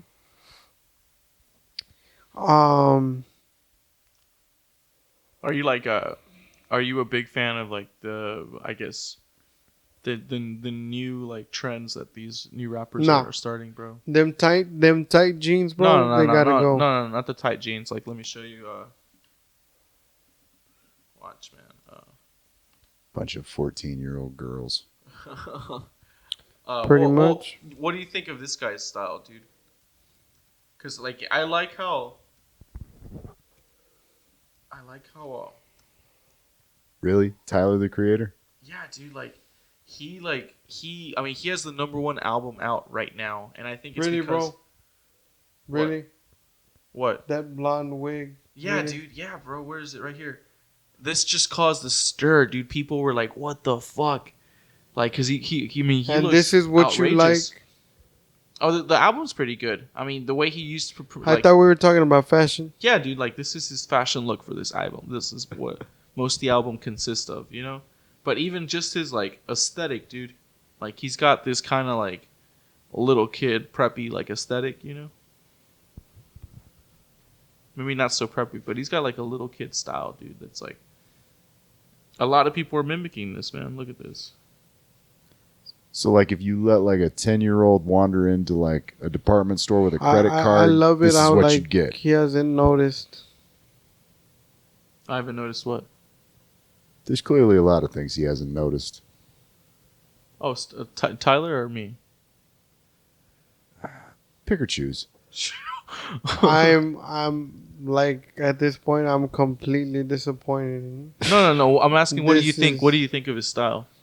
Because like you have to acknowledge that he Shit- started. Shit is a very, like, I'm being very nice Yeah. when I say shit. Very nice. But this is like, I mean, I've gathered you have a thing for polo shirts. Yeah. and then also like there's this No other. judgment, Yeah, or at least none that I'll say to your face. I'm not saying I I don't know, man. Maybe, I don't know. It's just like, I like simple shit, bro. Like DMX's style. DMX has had the same style for 20 years. and he's made it work. What do you think of Schoolboy Q's look? A muscle shirt and Timberlands, bro. Muscle shirt and Timberlands. Look, check this out, bro. Like, I think he's like. You like hipsters. Okay, we get it, man. No, you got no, a thing for hipsters. No. I'm just saying, like, there's new trends being started right now that are just And kind they of suck. like. Motherfucker wearing a camo jacket is not a fucking new trend. No, but like, if you notice, like, there's a slight, like, if you look back at rappers back in the 90s, let me show you, like, what Snoop Dogg in the 90s looked like. Fuck yeah, bro. Snoop in the 90s? Like, look at it, bro. Like, Yeah, it let me looks see. Like a lot of the rappers in the 90s, especially the East Coast ones, they were mimicking off of like. I love it. You use Cholo Snoop's style. as an example. Well, they're Snoop like- is an See? example, and then talk You about see? East Coast rappers. No. That's fine. No, but like it was mimicking like Cholo style, dude. Dude, the motherfucker's from California. He's I from know, Long bro. Beach. I know. It's but not exactly a stretch. Snoop, aside from the dread hat, Yeah. he still dresses the same way. Look at that shit. Look at that blue shirt. It's a badass shirt, by the way. Dude. But only Snoop would be able to pull that off. Yeah. Another thing that I do want to say about Snoop, Yeah. Snoop is the only real man that can pull off pigtails, bro. Nah, dude. I beg to differ. Oh, you bro. know what? And I beg to. You're right. I beg to Fucking, differ. I've seen Willie Nelson pull off pigtails. No, dude. no, fuck that. Like no. even braids, bro. Nah, Like, nah. You ain't got no love for Willie? No, I do, but no, he can't pull off pigtails. yeah. The other But one this is that can pull yeah. them off is Busy Bone. Busy. I mean, Busy but Bone this can is pull them like off. like this at that time was like influencing that generation, you know. So how do you like feel about that? This coming to like fucking Schoolboy Q, Tyler the Creator. Like, again, one word, yeah. shit. And I'm being very nice. But about I it. know I'm asking like, what do you think caused that jump, dude? Like, 'cause it's two different classes. I can answer that question. Yeah. What's two different Dude, fucking let me- communities of fucking like musical output, man? No. I think what Schoolboy Q has some bangers that like even the OG like the old heads like, you know. But let me put it to you like this: these people, Yeah. Snoop, Dre, Ghostface Killer, Yeah. all of Wu-Tang, these people actually lived a gang life and they came from those neighborhoods. You understand what I'm saying? Today's rappers don't know street life, bro. They got famous off of YouTube and SoundCloud and all the gangster shit that like came. Like what I'm saying is these gangsters. That does not explain skinny jeans, my friend. What do you mean? Yeah, Like- it does. No, it doesn't. It does explain skinny jeans. I've seen Kendrick in some skinny jeans. I'm just saying. Kendrick also wears Dickies, by the way, I know, but most of the time. let's like if you look at it, dude, it's not like it's more to the times too, man. Like it's there's this gap. Look With at the style. pictures. You see? Bro, he's got cuff pants on. Look at that. Okay. They're Dickies, but they're cuff pants, bro. You can't be any more hipster. You can't be like, and this guy is But like, at least, okay, let me put it to you like this. At least that outfit, yeah. it makes sense. What do you think of that, dude? Like, that's like not even that far off of Schoolboy Q's look, dude. Again, the outfit makes sense. Look at that one on the far left. These are like, look at this, fitted jogger pants.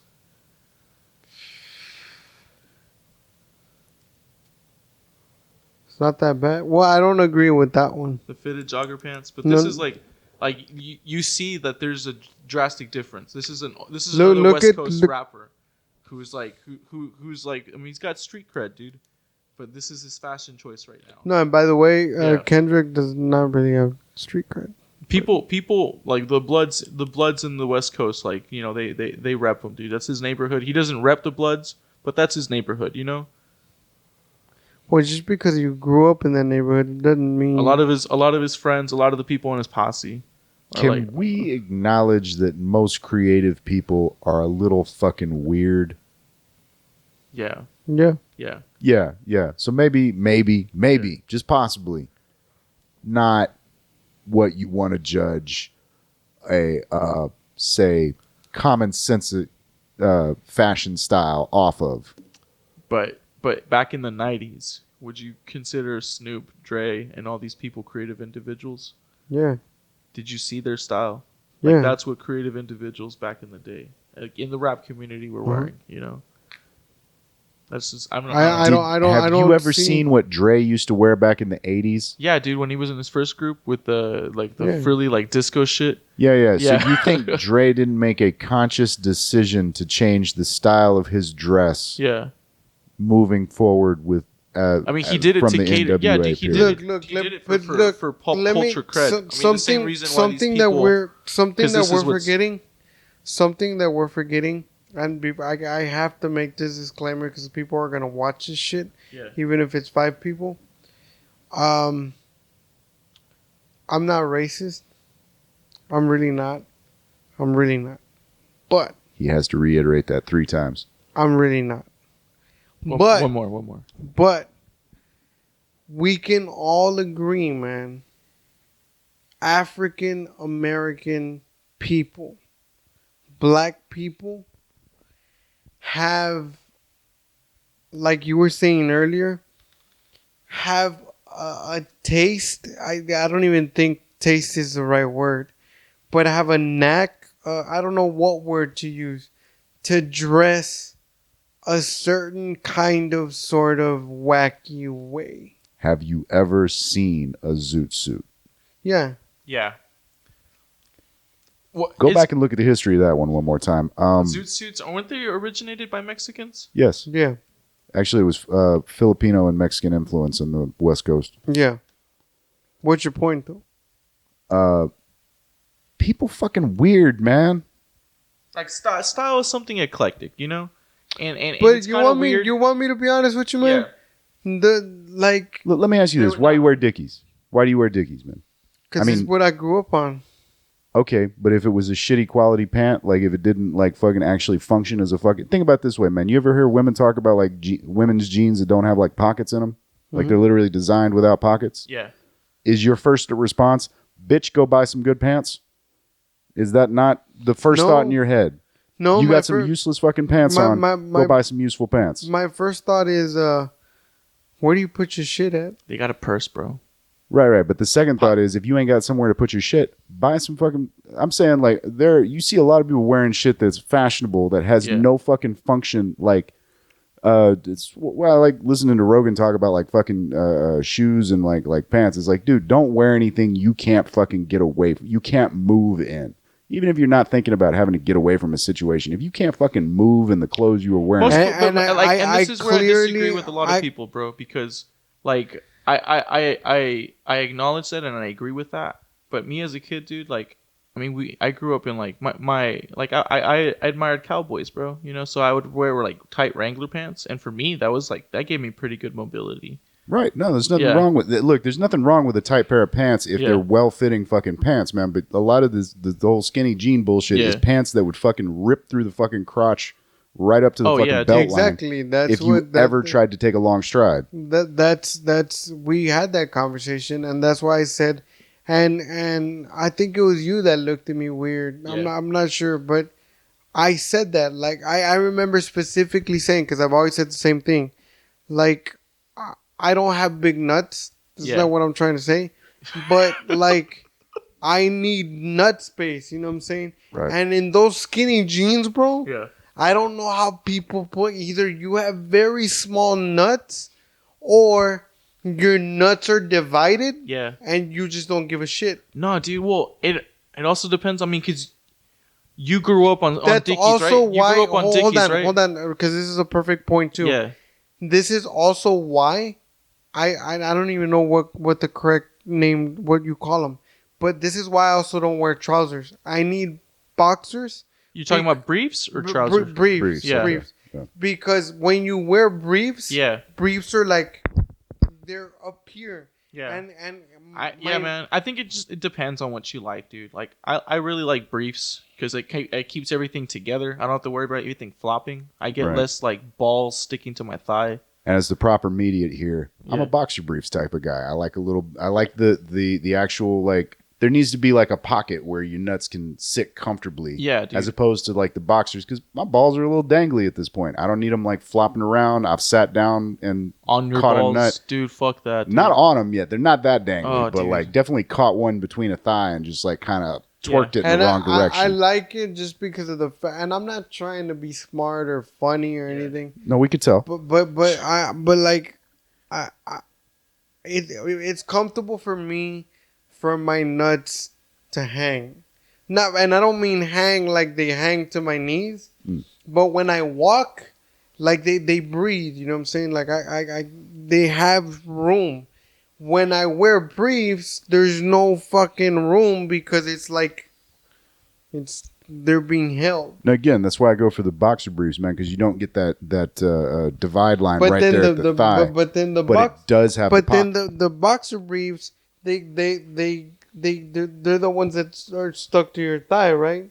They're like you have the leg piece, Yeah, like yeah. a boxer, Yeah. but you also have the pocket. No. But the leg piece Right. is like is on your thigh, right? Right. Okay, boxers are not like that.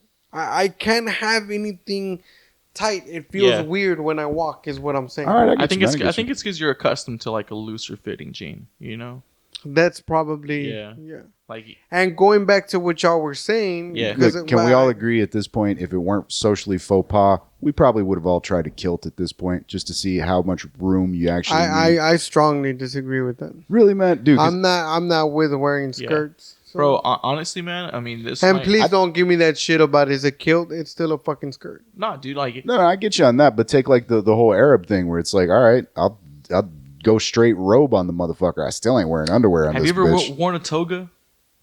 Toga, Have you ever also, worn like a bathrobe or with nothing No, underneath? I've worn a bathrobe. Yeah. Dude, don't you want that kind of freedom? Not when I'm out on the street. No. The only time I would not rock a kilt, dude, is if it was cold as fuck. You know, like I need that closure. I need that for the leg. You know, I don't need right, a right, breeze shooting up my nuts. You know. right. They always leave out the fact that you could wear like pants underneath the kilt, but Like leggings. basically, yeah, That's like leggings, not jeggings. You millennial fucks. Where were we going with this? But yeah, I get the whole like you need room to move and stuff. Honestly, man, it's a balance with me because like if I'm wearing pants at all, it's like personally, if I'm at home and I'm not doing shit, I'm going straight fucking basketball shorts, man. Just I don't want any tightness of fabric anywhere. Yeah, yeah. But like you need that like that breathing space. right. But if I'm wearing pants and there's all the fabric moving around down there, I need my balls in a secure location. Like I can't have them flowing freely about because they move independently at this point. You know what I like chilling in, man? Swim trunks. No, I that's- love chilling in fuck swim no. trunks. Well, you talking about 'Cause the little mesh cage? Yeah, dude. Fuck Like, no, I that's just uncomfortable. love chilling that shit, dude. Eh. It's like shorts with the underwear. You know Fuck, they yeah. make those, right? shorts with the underwear. Yeah, they make Yeah, them yeah. like I have a couple, right. but right. like there's specific ones that don't have that holy mesh. Have you ever gotten your dick caught on? Yes, holy that's mesh. what my disgusted look I'm giving you is. Yeah, dude. No. They're like I'm talking about swim trunks that have like this lining. Like it's like it almost feels like a silky kind of stretchy lining, like an athletic like short that just has like a fucking underwear in it. I don't know how to describe No, it. I know what you're saying. I still Yeah. would not. Dude, it's nice because it's like, it's just like wearing underwear. I don't even like themselves. wearing shorts with like, without underwear. I don't like wearing anything without underwear. so you don't like free balling? Nah, You wouldn't never. But you I've basically, tried. I've tried it. It Now feels, basically what's the do that. aversion to it? It just because comfort. it feels weird. You basically okay. do that with boxers, bro. I'm just saying. No, you don't. It's different. Because Maybe you don't touch zipper, but No, you no. just- It's different because when you have the boxers on, like you can feel the boxer. What I don't like is what you get from free balling, which you don't feel anything there. And then when you're wearing jeans and you're free balling, you Yeah. can feel the jeans. When you're wearing the basketball shorts Right. and no underwear, you feel the basketball shorts Yeah. on your nuts, and it feels fucking weird. To me, it feels fucking weird. You say weird, I say awesome. Whatever. no, yeah. I don't know. I'm not a big free balling guy. Yeah, I feel you there. I not. don't. Dude, I spent several years not wearing underwear. Unfortunately, it also coincided with the years I stopped buying pants.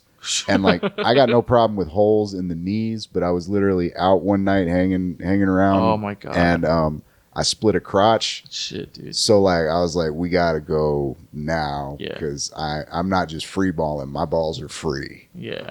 Yeah, that was a cold night. But yeah, man, I get you, man. It's all about a comfort level, man. Yeah. You guys ever tried silk boxers? Oh fuck yeah, Fuck. dude. It's a Yeah. little too much for me, man. But like, Yeah. I get it. Like, if you had the money, but like, I like man, my shorts to fit like silk boxers, bro. Like explain that. I don't like a long-legged short. I don't really like. To me, like Oh, it just okay. feels I weird, see you know? what you're saying. Going for like the old school athletic short type. Yeah, of, dude. Okay. Yeah, Right, man. right. I wear those. And without I underwear. think it, And chill but at the you'll house. wear them in public. Nah, dude. Well, sometimes if it depends. Oh, You gonna Daisy Duke it up in Cause- this? No, well, if it Because depends. I was gonna say honestly, Yeah. and I mean, like honestly, I think that's kind of gay, and there's nothing wrong. I just Yeah. want to say it for the public that's watching and listening. There's nothing wrong with being gay. That just means that Yeah. you like men. I just want to put There's it out there. nothing wrong with loving dicks or short shorts. I want to put it out to the audience that I'm not gay. I mean, a hole's a hole. That's my theory. But I'm not gay, and I'm comfortable with my body. I know there's no camera on me, but if they could just see, I'm a full-figured man that feels You're not a comfortable. full-figured man. Well, I got a belly Yeah, that's different. and some love handles. With what looks like a tomato stain on it. Yeah, Those pizza bites. because we have fat people problems. Yeah, but yeah, man, I like like the old athletic shorts, or like I won't wear them in public if it like demands for it. Like sometimes, like let's say it's real hot and you're just gonna go get something real quick from the store. And to go back to answer to elaborate on the question that you asked me, like why I also wore Dickies, I think it's also has to do a lot with I like to be, when it comes to dressing, like I like to be as simple as possible, meaning that I had this problem with my ex-wife, that because I was very simple. Like, I'll give you a perfect example.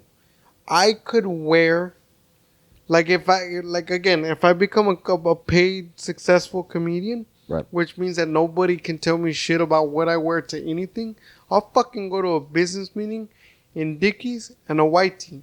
But you know why? Because it's simple. yeah, I grab the Dickies, put them on, grab a white tee that fits. I don't like small white tees. Well, right now that I've lost weight, I'm now proud to say that I fit into a medium. But before, yeah. I used to wear everything large. Everything that I wore. Would you tuck in the white tee? Fuck no. No. That's fucking no. I'd like to point out. I've seen those like old head cholos, dude, Yeah. that tuck it in. Yeah. No, no. and you want me to be Yeah. honest with you? Yeah, When you tuck in the white tee in your Dickies, especially when you rock the khaki ones, it does not look bad. I just can't rock that look. Like the tucked in look, it doesn't look good on me. And not only that, I don't care if it looks good on me or not. I'm not comfortable with wearing any shirt tucked in. It bugs the fuck out of me. Excuse me. bro, look at that right there. if your chain doesn't reach your knee, And I'll tell you why. The reason why. But here's the thing, man. That dude could take off the glasses and the fucking chain and all that shit and walk into a fucking parent-teacher conference looking like somebody's suburban dad, dude. yeah, It's dude. like- You just need like a phone clip holder. Look, man. Look, it doesn't matter what flavor, man. Yeah. You got to admit the old head of any fucking genre is going to fucking tend towards the. Look at that fucking You're shirt gonna right look there. like somebody's dad at some Look, point, look, man. click on the shirt right there, man. What shirt? This one? That one. This one right here? Okay. That shit right there, bro. That red one, bro. This red The- one? no, the other one. Red- The other one. That one, bro. Dude, that just says that is. I don't think that says cholo to me. I think that says like, hey, dude, I'm a lumberjack dad or I'm a hipster dad. No, no, Oh, no. you don't understand the crossover between I- the cholo and the I- lumberjack, man? I- There I is definitely a rock- Venn I rock- diagram. I rock those kind of shirts with Yeah. Dickies, but it's because that's what I. But like the heavy shirt like that, because that's like you 2 gotta layers, have man. and you gotta have the dad body to match, bro. Watch this guy right here. Don't you body shame, Freddy. No. I'm saying, dude, I'm not body shaming. I'm not body shaming anybody. That guy. I mean, I'm not trying to shit on retarded people, but that guy looks retarded. Like literally, like Yeah. it looks like he has like middle retardation or like fucking Down syndrome. Not shitting on you if you have Down syndrome or retarded. I'm just saying. That Mexican dad look.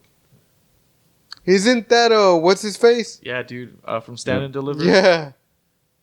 Yeah. Yeah. Gotta teach these kids. Yeah, bro. Um, What? How do you feel about this, bro? Look at this. He's obviously like buttoning up the top button like a cholo, but look at these little like Daisy dude. Look at these like above the knee shorts that he's got. yeah. I'm Like, also those are not a too- fan of any shorts that are above the knee when men wear them. Yeah. And to be fair, well, I mean, I don't know if it's fair or not. I'm also not a fan of women Yeah. that wear shorts below the knee. Are you for real? How can you can't have two double standards like that, bro? But Yeah. it's not a double standard. It just fucking looks weird. Now, if they're Can't dig a fine woman in capri pants? I was Yeah, about hold on, time out. There's a difference between shorts below the knee Yeah. and capri pants. So There's if a you're fucking conservative, difference. if you're a conservative lady and you got body issues, don't hit up Freddy for a date. All right. He's not. What do you mean? There's nothing to do with the body. I don't know what the fuck that means. It looks like you're throwing up You just had a signs. flashback to your fucking landing days. Like, you gotta tip the wing to the left. Tip the wing to the left. God, don't hit the tower. Yeah. Would you rock shorts like this, dude? Fuck no. Oh, fuck. Yeah. Well, dude, Man. how do you feel about the Chente look, dude? The Vicente Fernandez like look, bro. Like his. Not everybody. He can rock it, but I mean, him and Ramon Ayala can rock it. But I definitely wouldn't be. The real able- question is the bolo tie a must? Oh fuck yeah, bro. Fuck yeah. I think the bolo tie. I mean, he doesn't wear the bolo tie a lot, dude. But I think the bolo tie adds like added like little flair, dude.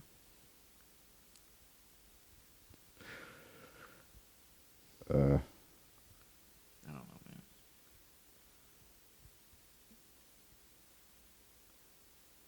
And then his son, dude, too. Like his son kind of mimicked his style.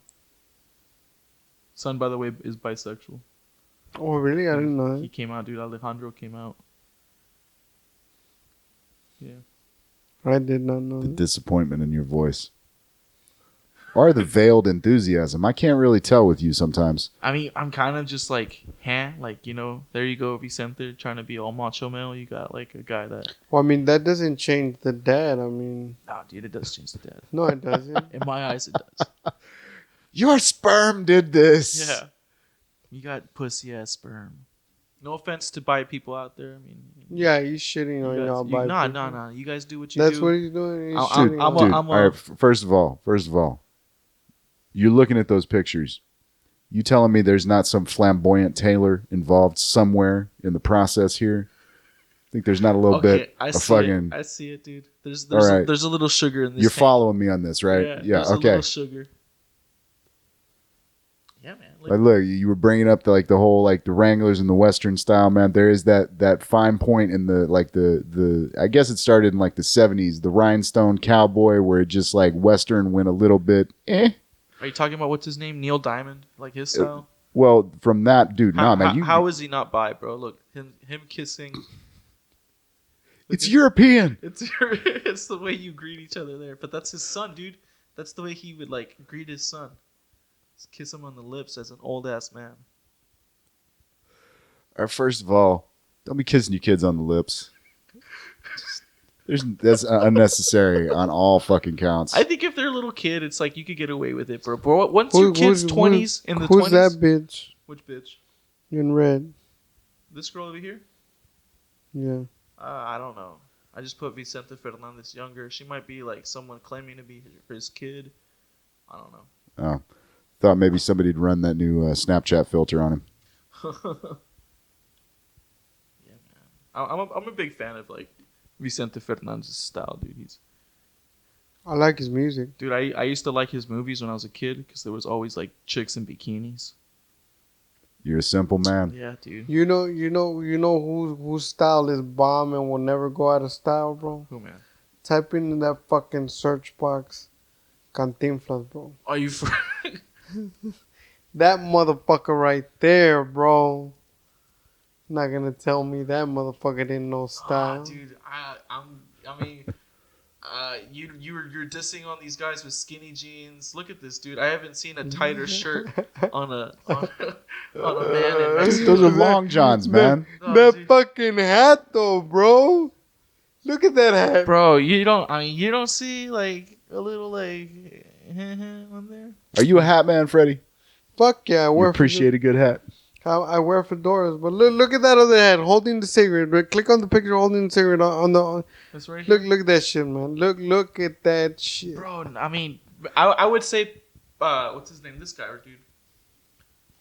What's his name?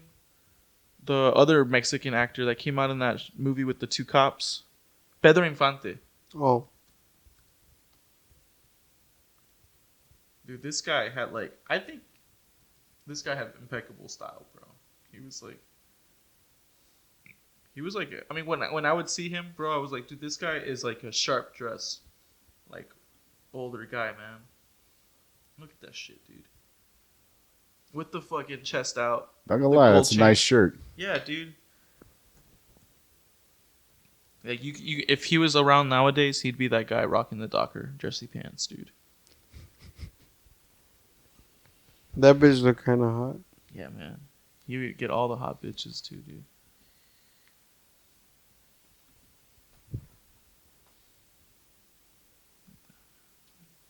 It's just an army uniform, man. Yeah, I know. I was trying to see what he was like wearing, but even like his he was, like just the way he combed himself and like carried himself, also, dude. Like, you know, he was a, I guess maybe like a Sinatra kind of guy. You know, I'm not sure how to explain. A lot of it's simple, man. Yeah, Like, it's not a lot of ostentatiousness, man. there's not. Yeah, Like, I think that's what it really comes down. Because look, styles are gonna change, man. But it's like, how much useless crap do you have on you? Like, it's one thing to have a little bit of flair, but you know, you get to the point where you have to fucking like prioritize your accoutrements. Maybe you've gone too far. yeah, maybe so. Like- Well, put it this way: would you ever rock cufflinks? if I was at like a like if the situation called Yeah, I for it, would. maybe I would. You know. No, I I mean, mean but, daily basis. Like, you're putting Oh. your suit together for like this is your everyday wear. If I was If my I job was a calls for suit it. like if I was a suit guy, Mhm. fuck yeah, and I would have different like I would have little guns. I mean, but you're the kind of guy that would probably wear a zoot suit like for special occasions. No, lot of nut room in a zoot suit, man. nah, No, man. you I wouldn't. mean, I would wear one, but not. I would wear one. I would wear a zoot suit so I could say that I wore it. a zoot But suit. for like a special occasion, though, and again going back to my ex-wife and some of the arguments that we had, she was mad because we went to this wedding, and I was supposed to dress up, and I wore an all-black Dickie suit, which in my opinion, look, I look bad in an all-black Dickie suit. What was the under attire? Nothing. Oh, you just had it straight buttoned up. Yeah. Okay. And I buttoned it all the way to the top, pimping. Yeah, I'm a big fan of that, dude. Whenever you button the top button, Yeah. like a dressy suit, you Now- don't even have to wear a tie. Now I can't do that because I'm still fat. Yeah. Or my neck is fat. So I can't close that damn button anymore. Let me throw this to y'all because I get the impression from both of y'all not big tie wearers, right? Fuck No. No, you love a tie? I like Down for a ties. tie. Yeah, dude. I mean, He most likes of the, bows too. most of Okay, the, most of the, okay. like, Yeah, that's I why don't do a like fucking Vicente tie. and Pedro Infante. Ah, I should have seen it coming. Yeah, because Okay. they got the tie. I mean, and they, I was- they I was- wear it well. All right, I was gonna throw it out there. I like the whole like collarless, like you see like Will Smith rock those a lot, man. Like, Yeah, dude. like that for me because like I like a good suit, but there's no reason for a collar, man. Yeah. Like it's an ostentatious fucking flair that it just does not Yeah. never sat right with me. But like a nice like collarless undershirt, button up all the way, you know what I mean? Like a nice fucking just not the collar basically. Yeah. So, with that being said, I'm curious because you never answered my question, but I think I never got to fully ask it. What was the question? Do you still or would you wear Rock my khakis with the crease in the cuff? No. Sorry. that was good. That was a good point. That's it. That's something good that you brought up. But would you wear a full Dickie suit again, or have you ever worn? No, I've never worn the full suit. If I walked in somewhere and were like, hey man, we got you some clothes, and that was what it was, I wouldn't have a problem with it. Not that. Would I though. spend my money on it? That's a worker's I know. fucking. Would you ever wear the jumpsuit? Oh fuck yeah, man! Yeah. This shit's comfortable. Fuck yeah, dude. I wore it to when I used to work at the refineries. Yeah, man. I used to wear coveralls like that in the Navy too, and dude, nothing better than like. Oh, that fucking shirt, and it's $8, bro. Did y'all hear the enthusiasm in that? Oh. That was genuine admiration right Yeah, there. Look at that fucking white shirt, This bro. one right here.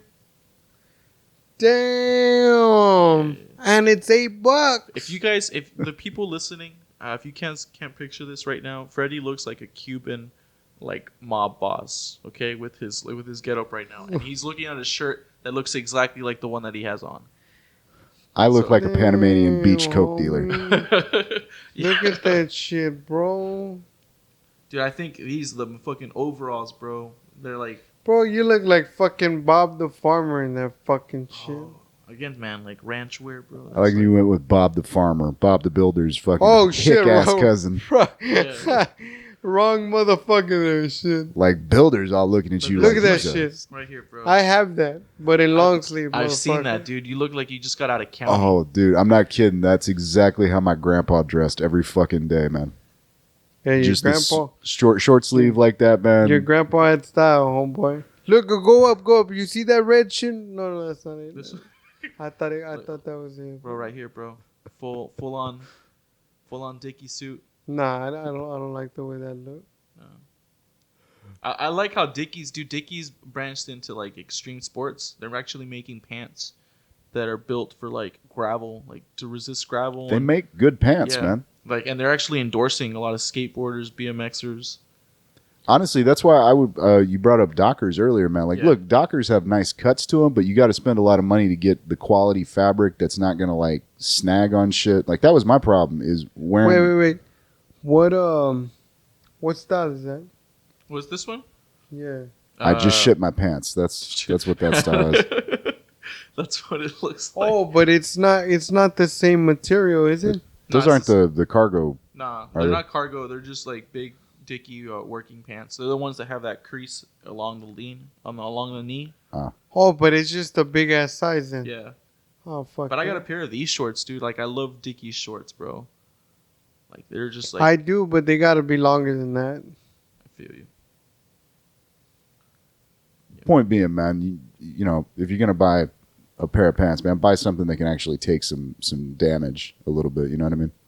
Yeah. Like I've had what do you call it? Khakis that if I had a pocket knife in my pocket for any long period of time, it'd start to like rub through and shit like that, and that's just pointless. So what the fuck do I want pants I can't keep shit in? Yeah. Point and moral to this whole podcast. Don't be buying bunk ass clothes. That's one. And secondly, Yo, and learn how to dress. Like if you need to wear a belt because your pants are sagging down, wear a belt. Yeah, please You wear a know? fucking belt. Fucking don't be And scared of a something belt. that I will say, man. Get yourself a nice belt. Yeah. Well, something that I will say is pick up your damn pants. It's okay if you want to wear 2 sizes bigger. That's fine, but we don't need to see your ass. We really don't. Were you guys a big fan of Jenko jeans? I used to wear those in middle school, bro. Oh, dude, what the fuck? I avoided that one, fortunately. Oh, dude. Not thank that God. big, but Dude, I wore. I keep a midget in both legs. You could I would see kids rocking the Jenko jeans in my school, and this was like in the 2000s. Okay, so they were already like weird for wearing these. Like it wasn't something that was in, but they would stake all their school supplies in the pockets. Why not, man? Notebook, paper, pencil, they just had it all in there. Look, man, I never got too big into the cargo pants, man, but I understood it. Like, the idea that, like, yeah, What the fuck, Yeah, bro? bro. And then that tight ass fucking man. shirt. See, now that's a That motherfucker. outfit, you know what that outfit screams, bro? That outfit screams, "Rape me, please." That's what the fuck that outfit screams. It was actually pretty popular with like kids that skateboarded too and raved. Yeah. Like Dude, the drug culture. That would just kill consumed- somebody on a fucking skateboard. Oh no, dude! They were like the steeziest. That was the steeziest thing back in the day. Like fucking big ass pants where you can't even see the shoes. Yeah. No, It's that, like I them understand, man, but, apple bottoms or the Yeah. bell bottoms. but when you're dragging cuff, man, the last thing you want to do is fucking get on, like, a moving object with wheels. Yeah. There's I got to think- be at least a couple vegetables still sitting in hospital beds from fucking Yeah. blunt force trauma due to some dumbass shit like that. Yeah. Yeah, like I said, man, just dress with something that matches your personality and you don't look like a fucking idiot is all I'm saying. Ask yourself, would I be ashamed to run for my life in this outfit? If I had to die today, would this be the outfit that I want to die in? Yeah, Word. it's like the whole thing. Like, Mama always told me to wear clean underwear because you never know when you're going to get in an accident. Exactly. Fuck, dude. Jesus. Yeah, man. All right, we're coming up on the close, right? Yeah. All So right. go ahead. Styles and- changed, dude. Folks, if you want to get in touch with me, you can find me at hatfieldstandup@gmail.com as well as Hatfield Standup on Facebook and Twitter.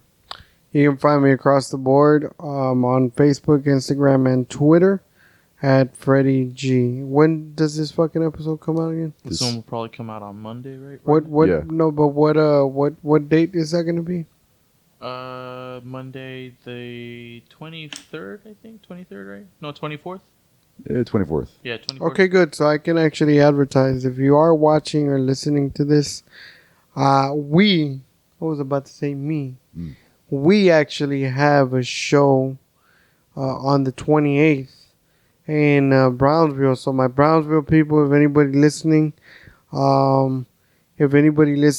or watching, come support us. It's gonna be a dope ass show. We have a great lineup.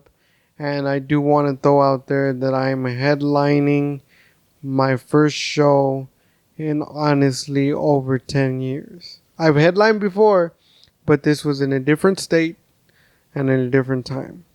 So I'm going to headline my first show in over 10 years. Come support. I will try my best to make you laugh or cry or both or walk out or all three of them. I promise to do something, damn it, is all the fuck I'm saying. So yeah, that show's on the 28th. It's going to be at the Kraken in Brownsville. I do not remember the address off top, but if you follow me on my social media, the flyer's out. Check that out. Me and Sean will be on it, along with Joseph Soto, Roy Alex Gomez. Bobby Garza and John Thomas. Word. Yeah, it's Check right. this out. It's right downtown next to the big church, and you'll probably need the church after you get done seeing us. Word. If you want to find the audio version of this podcast, you can go to shoutengine.com/bouncing brains. You can find us on Stitcher as well as the Google Music Play app. You can listen to the premiere of new episodes every Monday, Wednesday, and Friday at rgvtitanradio.com at 7 a.m. to 9 a.m. You can find the video version of this podcast on YouTube under Bouncing Brains. You can get in touch with us at bouncingbrainspodcast@gmail.com. as well as Bouncing Brains Podcast on Facebook, Bouncing Brains on Twitter, and I think that's pretty much it. Am I correct, Freddy? Yes, sir. You actually are. And please, everybody else listening that listen to this episode in its entirety, whatever you do, be nice and let your nuts breathe when you dress. Just let them breathe. Let your nuts breathe. Let your nuts breathe. Until next time, keep it tight. Peace.